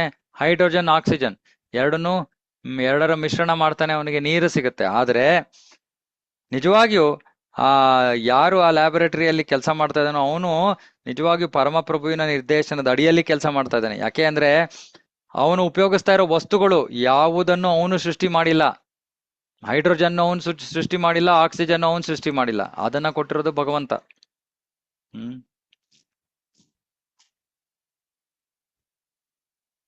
ಹಾಗಾಗಿ ಭಗವಂತನಿಗೆ ಎಲ್ಲವೂ ತಿಳಿದಿದೆ. ಅವನು ಎಲ್ಲ ಸೂಕ್ಷ್ಮ ವಿವರಗಳು ಕೂಡ ಅವನಿಗೆ ತಿಳಿದಿವೆ. ಮತ್ತೆ ಅವನು ಪೂರ್ಣ ಸ್ವತಂತ್ರನು. ಇದನ್ನ ನಾವು ನೆನ್ಪಿಟ್ಕೋಬೇಕು. ಯಾವತ್ತು ನಾವು ಒಬ್ಬರೇ ಇದ್ದೀವಿ ಅಂತ ನಮ್ಗೆ ಅನ್ನಿಸ್ಬಾರ್ದು. ಯಾಕೆ? ಕೃಷ್ಣ ಯಾವಾಗ್ಲೂ ಇದ್ದಾನೆ. ಮತ್ತೆ ಕೃಷ್ಣನಿಗೆ ಎಲ್ಲವೂ ತಿಳಿದಿದೆ. ಸೂಕ್ಷ್ಮತೆಯೇ ಅತಿ ಸೂಕ್ಷ್ಮತೆಯೂ ಅವನಿಗೆ ತಿಳಿದಿದೆ, ಸೂಕ್ಷ್ಮಾತಿ ಸೂಕ್ಷ್ಮವೂ ಅವನಿಗೆ ತಿಳಿದಿದೆ. ಮತ್ತೆ ಅವನು ಪೂರ್ಣ ಸ್ವತಂತ್ರನು. ಯಾರು ಇವಾಗ ನಾವು ಯಾರ ಮೇಲಾದ್ರೂ ಅವಲಂಬಿತರಾದರೆ ಅವ್ರು ಇನ್ಯಾರ ಮೇಲೂ ಅವಲಂಬಿತರಾಗಿರ್ತಾರೆ. ಆದ್ರೆ ಕೃಷ್ಣ ಯಾರ ಮೇಲೂ ಅವಲಂಬಿತನಲ್ಲ. ಅವನು ಪೂರ್ಣ ಸ್ವತಂತ್ರನು. ಅವನು ಒಬ್ಬನೇ ಪೂರ್ಣ ಸ್ವತಂತ್ರನು, ಬೇರೆ ಯಾರೂ ಇಲ್ಲ. ಅವನನ್ನ ಒಂದು ಚಿನ್ನದ ಗಣಿಗೆ ಹೋಲಿಸಲಾಗ್ತಾ ಇದೆ. ಮತ್ತೆ ಈ ಭೌತಿಕ ಬ್ರಹ್ಮಾಂಡದಲ್ಲಿರೋ ವಸ್ತುಗಳನ್ನ ಚಿನ್ನದ ಗಣಿಯಿಂದ ಮಾಡಿರುವಂತ ಬೇರೆ ಬೇರೆ ವಸ್ತುಗಳಿಗೆ ಹೋಲಿಸಲಾಗ್ತಾ ಇದೆ. ಎಲ್ಲೋ ಚಿನ್ನದ ಉಂಗುರ ಇದೆ, ಎಲ್ಲೋ ಚಿನ್ನದ ನೆಕ್ಲೆಸ್ ಇದೆ ಇತ್ಯಾದಿ. ಚಿನ್ನದ ಉಂಗುರ, ಚಿನ್ನದ ನೆಕ್ಲೇಸು ಎಲ್ಲವೂ ಕೂಡ ಆ ಗಣಿಯಲ್ಲಿರೋ ಚಿನ್ನಕ್ಕೆ ಗುಣಾತ್ಮಕವಾಗಿ ಒಂದೇ. ಅದು ಅಂದ್ರೆ ಈ ಚಿನ್ನದ ಉಂಗುರದಲ್ಲೂ ಚಿನ್ನ ಇದೆ, ಆ ಗಣಿಯಲ್ಲಿರೋ ಚಿನ್ನದಲ್ಲೂ ಚಿನ್ನ ಇದೆ. ಆದ್ರೆ ಗುಣ ಒಂದೇ, ಆದ್ರೆ ಪ್ರಮಾಣ ಬೇರೆ. ಒಂದು ಚಿಕ್ಕ ರಿಂಗ್ ಮಾಡೋದಕ್ಕೆ ಸ್ವಲ್ಪ ಚಿನ್ನ ಸಾಕು, ಆದ್ರೆ ಗಣಿಯಲ್ಲಿ ಇಷ್ಟೊಂದು ಚಿನ್ನ ಇದೆ. ಗುಣ ಒಂದೇ, ಪ್ರಮಾಣ ಬೇರೆ. ಕ್ವಾಂಟಿಟಿ ಬೇರೆ, ಕ್ವಾಲಿಟಿ ಒಂದೇ. ಹಾಗಾಗಿ ಪರಮ ಸತ್ಯ ಅವನು ಏಕಕಾಲದಲ್ಲಿ ಆದ್ರೆ ಬೇರೆ, ಏಕಕಾಲದಲ್ಲಿ ಅದೇ ಆದ್ರೆ ಬೇರೆ. ಅಂದ್ರೆ ಇವಾಗ ಕೃಷ್ಣ ಇಲ್ಲಿದ್ದಾನೆ, ಆದ್ರೆ ಕೃಷ್ಣ ಇಲ್ಲಿಲ್ಲ. ಅಂದ್ರೆ ಏನರ್ಥ? ಕೃಷ್ಣ ಇಲ್ಲಿದ್ದಾನೆ ಅವನ ಶಕ್ತಿಯ ಮೂಲಕ, ಆದ್ರೆ ಕೃಷ್ಣ ಇಲ್ಲಿಲ್ಲ, ಸ್ವಯಂ ಕೃಷ್ಣ ತನ್ನ ಧಾಮದಲ್ಲಿದ್ದಾನೆ. ಹೀಗೆ ಇದಕ್ಕೆ ಅಚಿಂತ್ಯ ಭೇದ ಅಭೇದ ತತ್ವ ಅಂತ ಕರೀತಾರೆ. ಅಚಿಂತ್ಯ, ಅದು ಅರ್ಥ ಮಾಡ್ಕೊಳಕ್ ಕಷ್ಟ. ಅರೆ ಏಕಕಾಲದಲ್ಲಿ ಅದು ಒಂದೇ ಆದ್ರೆ ಒಂದೇ ಅಲ್ಲ. ಇದ್ರ ಬಗ್ಗೆ ಆಮೇಲೆ ನಿಧಾನಕ್ಕೆ ಅರ್ಥ ಮಾಡ್ಕೊಳ್ಳೋಣ, ಹೊಸಬರಿಗೆ ಇದು ಅಷ್ಟು ಸುಲಭವಾಗಿ ಗೊತ್ತಾಗಲ್ಲ. ಯಾವುದು ಕೂಡ ಪರಮ ಸತ್ಯಕ್ಕೆ ಸಮವಲ್ಲ. ಮತ್ತೆ ಯಾವುದು ಕೂಡ ಅವನಿಂದ ಸ್ವತಂತ್ರವೂ ಅಲ್ಲ. ಅಂದ್ರೆ ಎಲ್ಲವೂ ಅವನ ಮೇಲೆ ಅವಲಂಬಿತವಾಗಿದೆ. ಅವನು ಅಸಮೂರ್ಧ್ವ ಅಂದ್ರೆ ಅವನಿಗಿಂತ ಮಿಗಿಲಾದವರು ಇನ್ಯಾರು ಇಲ್ಲ, ಭಗವಂತನ.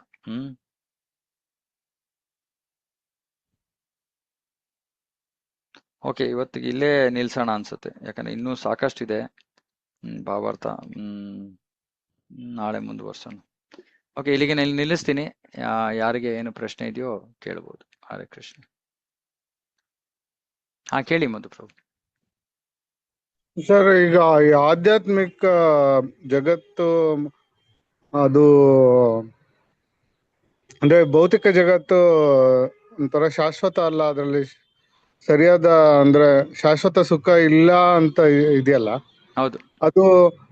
ಅದು ಮೆಜಾರಿಟಿ ಆಫ್ ದಿ ಪೀಪಲ್ ಅಂದ್ರೆ ಜಾಸ್ತಿ ಜನಕ್ಕೆ ಅದರ ತಿಳುವಳಿಕೆ ಇಲ್ಲ.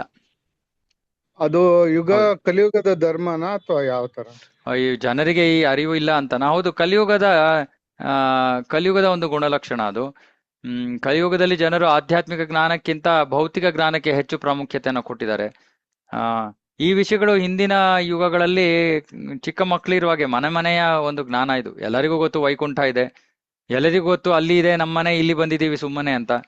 ಈಗಿನ ಕಾಲದಲ್ಲಿ ಇದೆಲ್ಲ ನಂಬೋದಿಲ್ಲ ಜನ, ನಾಸ್ತಿಕತೆ ಹೆಚ್ಚು. ಹಾಗಾಗಿ ಇದು ಸಾಮಾನ್ಯ ಜ್ಞಾನವಾಗಿ ಉಳಿದಿಲ್ಲ. ಆ ಉದ್ದೇಶದಿಂದ ಈ ಪ್ರಯತ್ನ ನಾವು ಮಾಡ್ತಾ ಇರೋ ಪ್ರಚಾರದ ಪ್ರಯತ್ನ ಏನು, ಎಲ್ಲರಿಗೂ ಈ ಜ್ಞಾನ ಸಿಗ್ಲಿ. ಅದಕ್ಕೆ ನಾವು ಆನಂದದ ಮಾರ್ಗ ಅಂತ ಒಂದು ಹೊಸ ಕಾರ್ಯಕ್ರಮವನ್ನು ಶುರು ಮಾಡಿದೀವಿ. ಹೊಸಬರನ್ನ ಅದಕ್ಕೆ ಸೇರಿಸ್ತಾ ಇದೀವಿ. ಅವ್ರಿಗೆ 5-5, 8-8, 10 ನಿಮಿಷದ ವಿಡಿಯೋಗಳನ್ನ ಹಾಕ್ತಿವಿ. ಕ್ರಮೇಣವಾಗಿ ಸ್ವಲ್ಪವಾಗಿ ಅವ್ರಿಗೆ ನಿಜವಾದ ಒಂದು ಸತ್ಯವನ್ನ ತಿಳಿಸ್ತಾ ಇದೀವಿ. ಕೊನೆಗೆ ಅವ್ರಿಗೆ ಗೊತ್ತಾಗ್ಬೇಕು, ನಾನಿಲ್ಲಿರೋದು ಇದು ತಾತ್ಕಾಲಿಕ ಜಾಗ, ಇದು ನನ್ನ ನಿಜವಾದ ಗುರುತಲ್ಲ. ನಾನು ಆಧ್ಯಾತ್ಮಿಕ ಜಗತ್ತಿನಲ್ಲಿ ಇರ್ಬೇಕು, ಇಲ್ಲಿ ಯಾಕೆ ಕಷ್ಟ ಪಡ್ತಾ ಇದೀನಿ ಅನ್ನೋ ಒಂದು ಅರಿವು ಅವರಿಗೆ ಬರ್ಬೇಕು. ಇದು ಎಲ್ಲರಿಗೂ, ಈ ಜ್ಞಾನವನ್ನ ನಾವು ಎಲ್ಲರಿಗೂ ತಲುಪಿಸ್ಬೇಕು. ದುರಾದೃಷ್ಟವಶಾತ್ ಯಾವ ಸ್ಕೂಲ್ ಕಾಲೇಜಲ್ಲೂ ಇದನ್ನ ಯಾರು ಹೇಳ್ಕೊಟ್ಟಿಲ್ಲ. ತಂದೆ ತಾಯಂದ್ರಿಗೆ ಗೊತ್ತಿಲ್ಲ ಹೇಳ್ಕೊಡೋದಕ್ಕೆ. ಬೇರೆ ಯಾವ ಒಂದು ಸಂಸ್ಥೆ ಇಲ್ಲ ಇದನ್ನ ಕಲ್ಸಕ್ಕೆ. ಹಾಗಾಗಿ ಈ ಪ್ರಯತ್ನವನ್ನ ನಾವು ಮಾಡ್ತಾ ಇದೀವಿ. Thank you sir. Okay, Hare Krishna. ಇನ್ಯಾರಿಗಾರು ಏನಾದ್ರು?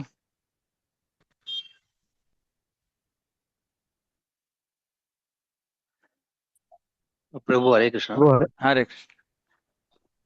ಅದೇ ಇದು ತಮೋಗುಣ, ರಜೋಗುಣ, ಸತ್ವಗುಣ ಇದೆ ಅಲ್ಲ, ಆ 3 ಗುಣಗಳು ಒಬ್ಬ ಮನುಷ್ಯನ ಅದು ಹೆಂಗೆ ಅವ್ರ ಮೇಲೆ ಪ್ರಭಾವ ಬೀರುತ್ತೆ? ಓಕೆ, ಇವಾಗ ಇದೆಲ್ಲ ಭಗವದ್ಗೀತೆಯಲ್ಲಿ ಅಧ್ಯಯನ ಮಾಡಿರುವಂತ ವಿಷಯಗಳು, ಆದ್ರೆ ಕೆಲವರು ಅದನ್ನು ಅಧ್ಯಯನ ಮಾಡಿಲ್ಲದಿರುವುದು. ಹಾಗಾಗಿ ನಾನು ಹೇಳ್ತೀನಿ. ಸಾಮಾನ್ಯವಾಗಿ ತಮೋಗುಣ ಅಂದ್ರೆ ಆಲಸ್ಯ, ನಿದ್ರೆ, ಕನಸು ಕಾಣ್ತಾ ಇರೋದು, ಯಾವುದು ಕಾರ್ಯರೂಪಕ್ಕೆ ತರಲ್ಲ, ಸುಮ್ಮನೆ ಕನಸು ಕಾಣ್ತಾ ಇರೋದು, ಇವೆಲ್ಲ ತಮೋಗುಣ. ಭ್ರಮೆ, ಸರಳವಾಗಿ ಹೇಳ್ಬೇಕಂದ್ರೆ ಭ್ರಮೆಯಲ್ಲಿ ಜೀವನ ಮಾಡ್ತಾ ಇದಾರೆ. ರಜೋಗುಣ ಅಂದ್ರೆ ಹೆಚ್ಚು ಸಮಯ ಇಲ್ಲ, ಓಡ್ತಾ ಇರೋದು ಇಲ್ಲಿ ಅಲ್ಲಿ ಏನ್ ಮಾಡ್ತಾ ಇದೀರಾ, ಯಾಕೆ ಮಾಡ್ತಾ ಇದೀರಾ ಗೊತ್ತಿಲ್ಲ. ಆದ್ರೆ ಈ ರಜೋಗುಣದಲ್ಲಿ, ಈ ಹಿಂದಿನ ಕಾಲದಲ್ಲಿ ರಜೋಗುಣದಲ್ಲಿ ಇರೋರು ಕೂಡ ಪುಣ್ಯ ಕಾರ್ಯಗಳನ್ನ ಮಾಡ್ತಾ ಇದ್ರು. ಅವರ ಉದ್ದೇಶ ಸ್ವರ್ಗಕ್ಕೆ ಇರೋದು. ಆದ್ರೆ ಈ ಕಲಿಯುಗದಲ್ಲಿ ನಮ್ಮ ದುರ್ಭಾಗ್ಯ ಅಂದ್ರೆ ರಜೋಗುಣದಲ್ಲಿರೋರು ಹೆಚ್ಚು ವಿಕರ್ಮ ಮಾಡ್ತಾರೆ, ಮಾಡಬಾರ್ದ ಕೆಲಸವನ್ನ ಮಾಡ್ತಾರೆ, ಮುಂದಿನ ಜನ್ಮದಲ್ಲಿ ಕಷ್ಟವನ್ನ ಅನುಭವಿಸ್ತಾರೆ. ಅಂದ್ರೆ ಅವ್ರಿಗೆ ಸರಿ ತಪ್ಪು ಅನ್ನೋ ಪ್ರಜ್ಞೆನೇ ಇಲ್ಲ. ಒಂಥರ ಅಸುರರ ಮಟ್ಟಕ್ಕೆ ಇಳಿದ್ಬಿಟ್ಟಿದ್ದಾರೆ ರಜೋಗುಣದವರು ಇವತ್ತಿನ ಕಾಲದಲ್ಲಿ. ಮುಂದಿನ ಕಾಲದಲ್ಲಿ ರಾವಣ ಕೂಡ ಅಸುರ, ಆದ್ರೆ ಅವನು ಈ ತರ ನಮ್ಮ ಈ ಕಲಿಯುಗದ ರಜೋಗುಣಿಗಳಿಗಿಂತ ಅವನು ಶ್ರೇಷ್ಠ ಸ್ಥಾನದಲ್ಲಿದ್ದ. ಬ್ರಾಹ್ಮಣನ ಮಗ ಅವನು, ಅವನಿಗೆ ಬ್ರಹ್ಮಜ್ಞಾನ ಇತ್ತು, ಆದ್ರೆ ದುಷ್ಟ ಅಷ್ಟೇ. ಸತ್ವಗುಣದಲ್ಲಿರೋರು ತುಂಬಾ ಕಡಿಮೆ ಕಲಿಯುಗದಲ್ಲಿ. ಸತ್ವಗುಣದಲ್ಲಿರೋರು ಅಂದ್ರೆ ಅವರು ಬ್ರಹ್ಮ ಜಾನಾತೀತಿ ಬ್ರಾಹ್ಮಣ, ಬ್ರಹ್ಮನ್ ಅಂದ್ರೆ ಈ ನಾನು ಆತ್ಮ, ನಾನು ಭಗವಂತನ ಅಂಶ, ನಾನು ಭಗವಂತನ ಸೇವಕ. ಜೀವನದಲ್ಲಿ ಏನಿದೆಯೋ ಅದರಲ್ಲಿ ಸಂತೃಪ್ತರಾಗಿರ್ತಾರೆ. ಸಮ, ದಮ, ತಿತಿಕ್ಷಾ, ಆರ್ಜವ, ಈ ರೀತಿ ಹಲವಾರು ಗುಣಲಕ್ಷಣಗಳಿವೆ. ತಾಳ್ಮೆ, ಸರಳತೆ, ಧಾರ್ಮಿಕತೆ, ಇವೆಲ್ಲ ಗುಣಗಳು ಕೂಡ ಸಾತ್ವಿಕ ವ್ಯಕ್ತಿಯ ಗುಣ. ಆದ್ರೆ ಒಂದು ಬಹಳ ಮುಖ್ಯವಾದ ಗುಣ ಅಂದ್ರೆ ಅವನು ಏನಿರ್ತೋ ಅದರಲ್ಲಿ ತೃಪ್ತನಾಗಿರ್ತಾನೆ. ಅವನಿಗೆ ಏನು ಬೇರೆ ಅಪೇಕ್ಷೆ ಇರಲ್ಲ ಜೀವನದಲ್ಲಿ. ಸಾಮಾನ್ಯವಾದ ವರ್ಣನೆ ಇದು. ಬಹಳ ಭಗವದ್ಗೀತೆಯಲ್ಲಿ 16ನೇ ಅಧ್ಯಾಯದಿಂದ ಸಾಕಷ್ಟು ಇದ್ರ ಬಗ್ಗೆ ಹೆಚ್ಚಿನ ಮಾಹಿತಿ ಇದೆ. ಸೊ ನಿಮ್ಮ ಹತ್ರ ಭಗವದ್ಗೀತಾ ಯಥಾರೂಪ ಇದ್ರೆ ದಯವಿಟ್ಟು ಅದನ್ನು ಓದಿ. ಏನಾದ್ರು ಪ್ರಶ್ನೆ ಇದ್ರೆ ಈ ಗುಂಪಿನಲ್ಲಿರೋರು ಯಾರೇ ಆಗ್ಲಿ ನಿಮ್ಗೆ ಪ್ರಶ್ನೆ ಇದ್ರೆ ನನಗೆ ಕೇಳ್ಬೋದು. ನನ್ನ ನಂಬರ್ ಬೇಕಾದ್ರೆ ನೋಟ್ ಮಾಡ್ಕೊಳ್ಳಿ, ಬೇಕಾದ್ರೆ ವಾಟ್ಸ್ಆ್ಯಪ್ ಮಾಡಿ ಇತ್ಯಾದಿ. ಯಾರಿಗೆ ಗೊತ್ತಿಲ್ವೋ ಅವ್ರಿಗಾಗಿ 9986074691. ಮತ್ತೆ ಹೇಳ್ತೀನಿ 9986074691. ನಿಮ್ಗೆ ಏನಾದ್ರು ತಾತ್ವಿಕ ಪ್ರಶ್ನೆ ಇದೆ ಕೇಳಬೇಕು ಅಂತ ನನಗೆ ಮೆಸೇಜ್ ಕಳಿಸ್ಬೋದು. Thank you Achyuta Prabhu. Chat ಅಲ್ಲಿ ಹಾಕಿದ್ದಾರೆ ಅವರು, ಯಾರು ನೋಟ್ ಮಾಡ್ಕೋಬೇಕಂದ್ರೆ ನೋಟ್ ಮಾಡಿ. ಓಕೆ, ಇನ್ನೇನಾದ್ರು?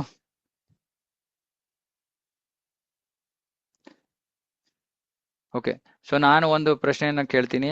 ಇದು ವಿಷಯ ನಿಮಗೆ ಅರ್ಥವಾಗೋ ರೀತಿಯಲ್ಲಿ ಇದೆಯಾ ಅಥವಾ ಇನ್ನೂ ನಾನು ಸರಳೀಕರಿಸ್ಬೇಕಾ? ಅದನ್ನ ಇನ್ನೂ ಸ್ವಲ್ಪ ಸರಳವಾಗಿ ಹೇಳ್ಬೇಕಾ ಅಥವಾ ಗೊತ್ತಾಗ್ತಾ ಇದೆಯಾ?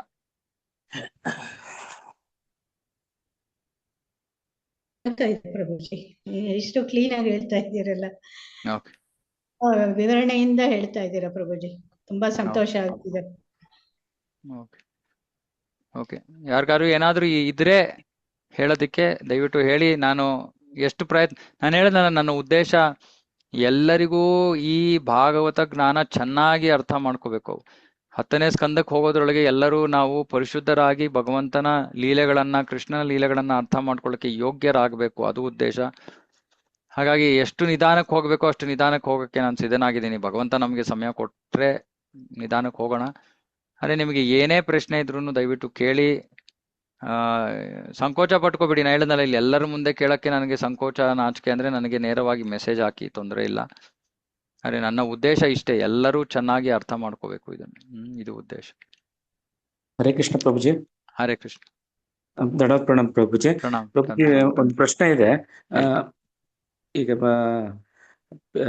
ಹೆಣ್ಮಕ್ಳ ತಿಂಗಳ ತೊಂದರೆ ಇದ್ದಾಗ ಅವ್ರು ಯಾಕೆ ದೇವಸ್ಥಾನ ಪ್ರವೇಶ ಮಾಡಬಾರದು? ಮತ್ತೆ ಅಂದ್ರೆ ಇದು ನನ್ನ ಮನೇಲಿ ಆಗ್ತಾ ಇರೋ ತೊಂದರೆ ನಾನು ಕೇಳ್ತಾ ಇದ್ದೀನಿ ಪ್ರಭುಜಿ. ಮಗಳು ಇದ್ಯಾಕೆ ಹಾಗೆ ಅಂತೆಲ್ಲ ತುಂಬಾ ಪ್ರಶ್ನೆ ಹಾಕ್ತಾ ಇದ್ದಾಳೆ.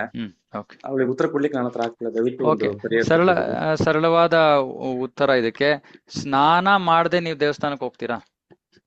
ಇಲ್ಲ ಪ್ರಭುಜಿ. ಇಲ್ಲ. ಯಾಕೆ ಹೋಗಲ್ಲ?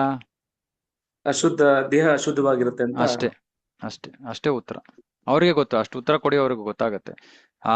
ಆ ಒಂದು ಇದು ದೇಹದಲ್ಲಿರೋ ಅನವಶ್ಯಕ ವಸ್ತುಗಳು, ವಿಷಯಗಳು ಹೊರಗಡೆ ಬರ್ತಾ ಇವೆ. ಆ ಸಮಯದಲ್ಲಿ ನಾವು ದೇವಸ್ಥಾನಕ್ಕೆ ಹೋಗಲ್ಲ, ಸ್ವಚ್ಛ ಆದ್ಮೇಲೆ ಹೋಗ್ತೀವಿ. ಅಷ್ಟೇ ಸರಳವಾದ ವಿಷಯ. ನಾನು ಇವಾಗ ಎಲ್ಲ ಕೊಚ್ಚೆನಲ್ಲಿ ಬಿದ್ದಿದ್ರೆ ನಾನು ಸ್ನಾನ ಮಾಡ್ಕೊಂಡು ತಾನೇ ದೇವಸ್ಥಾನದೊಳಗೆ ಹೋಗ್ತೀನಿ. ಒಂದು ಕಲ್ಮಶ ಅಂತ. ಅವ್ರು ಹೇಳ್ತಾರ ಪ್ರಭುಜಿ, ಈಗ ಹಳೆ ಕಾಲದಲ್ಲಿ ಎಲ್ಲದಕ್ಕೆ ಎಲ್ಲ ವ್ಯವಸ್ಥೆಗಳಿರಲಿಲ್ಲ, ಈಗ ಎಲ್ಲಾ ರೀತಿಯಲ್ಲಿ ವ್ಯವಸ್ಥೆ ಇದೆ. ನಾನು ಸ್ನಾನ ಮಾಡಿ ನಾನು ವ್ಯವಸ್ಥಿತವಾಗಿ ಓಕೆ. ಪ್ರಶ್ನೆ ಹಿಂದಿನ ಕಾಲದಲ್ಲೂ ಹೆಣ್ಮಕ್ಳೇ ಮಕ್ಕಳನ್ನ ಹೆರ್ತಾ ಇದ್ರು, ಇವತ್ತು ಅವರೇ ಹೆರ್ತಾ ಇರೋದು, ಬದಲಾವಣೆ ಆಗಿಲ್ಲ. ಹೌದು ಪ್ರಭುಜಿ. ಇದಕ್ಕೆ ಇದು ನಮ್ಗೆ ಒಂದು ಸರಳವಾಗಿ ಉತ್ತರ ನೀಡುವಂತ ವಿಷಯ ಅಲ್ಲ. ಅವ್ರು ಬೇಕಾದ್ರೆ ನೀವು ಅವರು ಸೇರ್ಕೊಂಡು ನನ್ಗೆ ಫೋನ್ ಮಾಡಿ ನಾವು ಮಾತಾಡೋಣ. ಯಾಕಂದ್ರೆ ಇದು ಒಂದು ಈ ತರ ನಮಗೆ ನಂಬಿಕೆ, ಶಾಸ್ತ್ರದ ಮೇಲೆ ನಂಬಿಕೆ ಬೇಕು ಇದಕ್ಕೆ. ಶಾಸ್ತ್ರ ಇವಾಗ ಭಗವದ್ಗೀತಾ ಯಥಾರೂಪ, ಭಗವದ್ಗೀತಾ 1.0, ಭಗವದ್ಗೀತಾ 1.1, ಭಗವದ್ಗೀತಾ 2.0 ಅಂತ ಬದಲಾವಣೆ ಆಗಿಲ್ಲ ಭಗವದ್ಗೀತಾ. ಹೌದು ಪ್ರಭುಜಿ. ಮುಂಚೆಯಿಂದ ಹೇಗಿತ್ತೋ ಇವತ್ತು ಹಾಗೇ ಇದೆ. ನಾವು ಎಷ್ಟೇ ಆಧುನಿಕತೆಯನ್ನ ನಾವು ಸಾಧಿಸಿದ್ರು ಕೂಡ ಭಗವದ್ಗೀತಾ ಅದೇ. ಹೌದು ಪ್ರಭುಜಿ. ಅದೇ ರೀತಿ ಶಾಸ್ತ್ರದಲ್ಲಿ ಇರುವಂತ ನಿಯಮಗಳು, ಸ್ವಚ್ಛತೆಯ ನಿಯಮಗಳು, ಧರ್ಮದ ನಿಯಮಗಳು, ಇವೆಲ್ಲವೂ ಕೂಡ ಬದಲಾಗಿಲ್ಲ. ಆಧುನಿಕತೆ ಅದನ್ನ ಬದಲಾಯಿಸಕ್ ಆಗಲ್ಲ. ಇದನ್ನ ಅರ್ಥ ಮಾಡ್ಕೊಳ್ಬೇಕಂದ್ರೆ ಸಾಕಷ್ಟು ಸಮಯ ತಗೊಳುತ್ತೆ. ಅವ್ರಿಗೆ ಒಂದು ಶ್ರವಣ ಮಾಡೋ ಒಂದು ಮನಸ್ಸು ಇರಬೇಕು. ಇದ್ರೆ ನಾನು ಅವ್ರ ಹತ್ರ ಮಾತಾಡ್ಬೋದು. 1-2 ಲೈನಲ್ಲಿ ನಾನು ಉತ್ತರ ಕೊಡಕ್ಕಾಗಲ್ಲ. ಯಾಕಂದ್ರೆ ಅವ್ರು ಆಮೇಲೆ ಇನ್ನೊಂದು ಪ್ರಶ್ನೆ ಕೇಳ್ತಾರೆ. ಆ ಪ್ರಶ್ನೆಗೆ ಉತ್ತರ ಕೊಡೋದಕ್ಕೂ ನಾವು ಬೇರೆ ತರ ಯೋಚನೆ ಮಾಡ್ಬೇಕು. ಆದ್ರೆ ಸರಳವಾದ ವಿಷಯ ಅಷ್ಟೇ ಇದು, ಸ್ವಚ್ಛತೆಯ ವಿಷಯ. ಇದರಲ್ಲಿ ಹಿಂದೆ ತತ್ವಜ್ಞಾನ ಇರ್ಲಿಲ್ಲ, ಇವತ್ತು ತತ್ವಜ್ಞಾನ ಇದೆ ಅನ್ನೋದು ಸುಳ್ಳು. ಯಾಕಂದ್ರೆ ಮಾತಾಜಿಯರಿಗೆ ಇದು ಗೊತ್ತು ಈ ವಿಷಯ. ನಾನೇನು ಅಷ್ಟೊಂದು ಇಲ್ಲಿ ಎಲ್ಲರ ಮುಂದೆ ಇದರ ಆಳಕ್ಕೆ ಇಳಿಯೋ ಅವಶ್ಯಕತೆ ಇಲ್ಲ. ಅವಶ್ಯಕತೆ ಇದ್ರೆ ಬೇಕಾದ್ರೆ ಬೇರೆ ಆಗಿ ಮಾತಾಡ್ಬೋದು. ಹಾ ಪ್ರಭುಜಿ, ನಿಮಗೆ ಪರ್ಸನಲ್ ಆಗಿ ಫೋನ್ ಮಾಡ್ಬೋದಲ್ಲ ಪ್ರಭುಜಿ? ಓಎಸ್, ನಾನು ನಂಬರ್ ಕೊಟ್ಟಿದ್ದೀನಲ್ಲ, ಏನು ಸಮಸ್ಯೆ ಇಲ್ಲ. ಹಾ ಪ್ರಭುಜಿ, ತುಂಬಾ ಧನ್ಯವಾದ ಪ್ರಭುಜಿ. ಹರೇ ಕೃಷ್ಣ. ಹರೇ ಕೃಷ್ಣ. ಹಾ ಮಧು ಪ್ರಭು. ಹೇಳಿ ಮಾತಾಜಿ. ಹಾ ಸಿಟಿಗಳಲ್ಲಿ ಮಾತ್ರ ಇಸ್ಕಾನ್ ಇರೋದು, ಹಳ್ಳಿ ಜನಕ್ಕೆ ಇಸ್ಕಾನ್ ಅಂದ್ರೆ ಏನು ಅಂತಾನೆ ಗೊತ್ತಿಲ್ಲ. ಯಾವ ಯಾರು ಊರಿಂದ ಅದನ್ನ ಬಂದಿದ್ದೀರಮ್ಮ ನೀವು? ಕುಣಿಗಲ್ ತಾಲೂಕು, ತುರುವೇಕೆರೆ ತಾಲೂಕು, ಮೈಸಂದ್ರ, ಜಡಿಯ ಮೈಸಂದ್ರ. ನಿಮಗ್ ಜಗ್ಗೇಶ್ವರ. ಗೊತ್ತಾಯ್ತಲ್ಲ ಇವಾಗ, ನಿಮಗ್ ಗೊತ್ತಾಯ್ತು, ನೀವೇ ಶುರು ಮಾಡಿ ಇಸ್ಕಾನ್ ಅಷ್ಟೇ. ಇಸ್ಕಾನ್ ಅಂದ್ರೆ ಏನು ಅಂತಾನೆ ಅವ್ರಿಗೆ ಗೊತ್ತಿಲ್ಲ. ಅವರಿಗೆ ಭಗವದ್ಗೀತೆ, ಭಾಗವತಂ ಏನು ಗೊತ್ತಿಲ್ಲ ಅವರಿಗೆ. ಏನು ಅಲ್ಲ ಹೇಳಕ್ ಹೋದ್ರೆ ಮಾತಾಜಿ, ನೀವು ಹೋಗಿ ಅಲ್ಲಿ ಶುರು ಮಾಡಿಸಿ, ನಿಮಗ್ ಗೊತ್ತಲ್ವಾ? ನಾವೇನೇ ಸಂಪೂರ್ಣವಾಗಿ ತಿಳ್ಕೊಂಡಿಲ್ವಲ್ಲ ಇವಾಗ ಪ್ರಭು. ತಿಳ್ಕೊತಾ ಇದೀರಲ್ಲ, ಇವಾಗ ತಿಳ್ಕೊಳ್ಳಿ, ಆಮೇಲೆ ಹೋಗಿ ಶುರು ಮಾಡಿ ಅಷ್ಟೇ. ಇದಕ್ಕೋಸ್ಕರನೇ ಈ ಉದ್ದೇಶನೇ ಇದು. ಎಲ್ಲರೂ ಇವಾಗ ಪ್ರಭುಪಾದರು ಒಬ್ರಿಗೆ ಗೊತ್ತಿತ್ತು ಆ ಸಮಯದಲ್ಲಿ ಅಲ್ವಾ? ಪ್ರಭುಪಾದ್ರು ಏನ್ ಮಾಡಿದ್ರು, ಎಷ್ಟೊಂದ್ ಜನಕ್ಕೆ ಕಲಿಸ್ಕೊಟ್ರು, ಎಷ್ಟೊಂದ್ ಜನ ಹೋಗಿ ಬೇರೆ ಬೇರೆ ಕಡೆ, ವಿಶ್ವದಾದ್ಯಂತ ಬೇರೆ ಬೇರೆ ಕಡೆಯಲ್ಲಿ ಕೇಂದ್ರಗಳನ್ನ ಓಪನ್ ಮಾಡಿದ್ರು. ಅದೇ ರೀತಿ ನಾವಿವಾಗ ಕಲ್ತ್ಕೋತಾ ಇದೀವಿ. ಆನ್ಲೈನಿನ ಉದ್ದೇಶ ಏನು? ಯಾರೋ ಎಲ್ಲೋ ಯಾವ್ದೋ ಊರ್ನಲ್ಲಿದ್ರು ಕೂಡ ಅವರು ಇದನ್ನ ಶ್ರವಣ ಮಾಡ್ಬೋದು. ಆಮೇಲೆ ಅಭ್ಯಾಸ ಮಾಡಕ್ ಶುರು ಮಾಡಿದ್ರೆ ಇಸ್ಕಾನ್ ಶುರು ಆಯ್ತು. ನಾವಿವಾಗ ಏನ್ ಶ್ರವಣ ಮಾಡ್ತೀವೋ ಅದನ್ನ ಆಚರಣೆ ಶುರು ಮಾಡಿದ್ರೆ ಇಸ್ಕಾನ್ ಶುರು ಆದಂಗೆ, ಮನೆಯಲ್ಲೇ ಶುರು ಆಯ್ತು ಅಷ್ಟೇ. ಸೊ ಯಾರಿಗೆ ಆತರ ಆಸಕ್ತಿ ಇದೆಯೋ ಅವ್ರಿಗೆ ಆನ್ಲೈನ್ ಸೇರಿಸಿ, ಇದಕ್ಕೆ ಗ್ರೂಪ್ಗೆ ಶ್ರವಣ ಮಾಡ್ಲಿ, ಅವರು ಆಚರಣೆ ಮಾಡಕ್ ಶುರು ಮಾಡ್ಲಿ, ಇಸ್ಕಾನ್ ಕೆಲಸ ಶುರು ಆಯ್ತು. ಹರೇ ಕೃಷ್ಣ. ಆಮದು ಹಾ. ಹೇಳಿ ಪ್ರಭುಜಿ, ಇದು ಈಗ ನಾವು ಈಗ ಜಪ ಮಾಡ್ತೀವಿ, ಅದರಿಂದ ಪುಣ್ಯ ಸಂಪಾದನೆ ಆಗುತ್ತೆ. ಓ, ನಮ್ಗೆ ಪುಣ್ಯ ಬೇಡ. ಜಪದಿಂದ ನಮಗೆ ಭಗವಂತನ ಪ್ರೀತಿ ಬೇಕು, ಪ್ರೇಮ ಬೇಕು, ನಮ್ಗೆ ಪುಣ್ಯ ಬೇಡ. ಪುಣ್ಯ ಬರ್ತಾ ಇದೆ, ಆದ್ರೆ ಅದು ನಮಗೆ ಅದು ಅವಶ್ಯಕತೆ ಇಲ್ಲ. ನಾವು ಪುಣ್ಯಕ್ಕೋಸ್ಕರ ಮಾಡ್ತಾ ಇಲ್ಲ ಜಪ.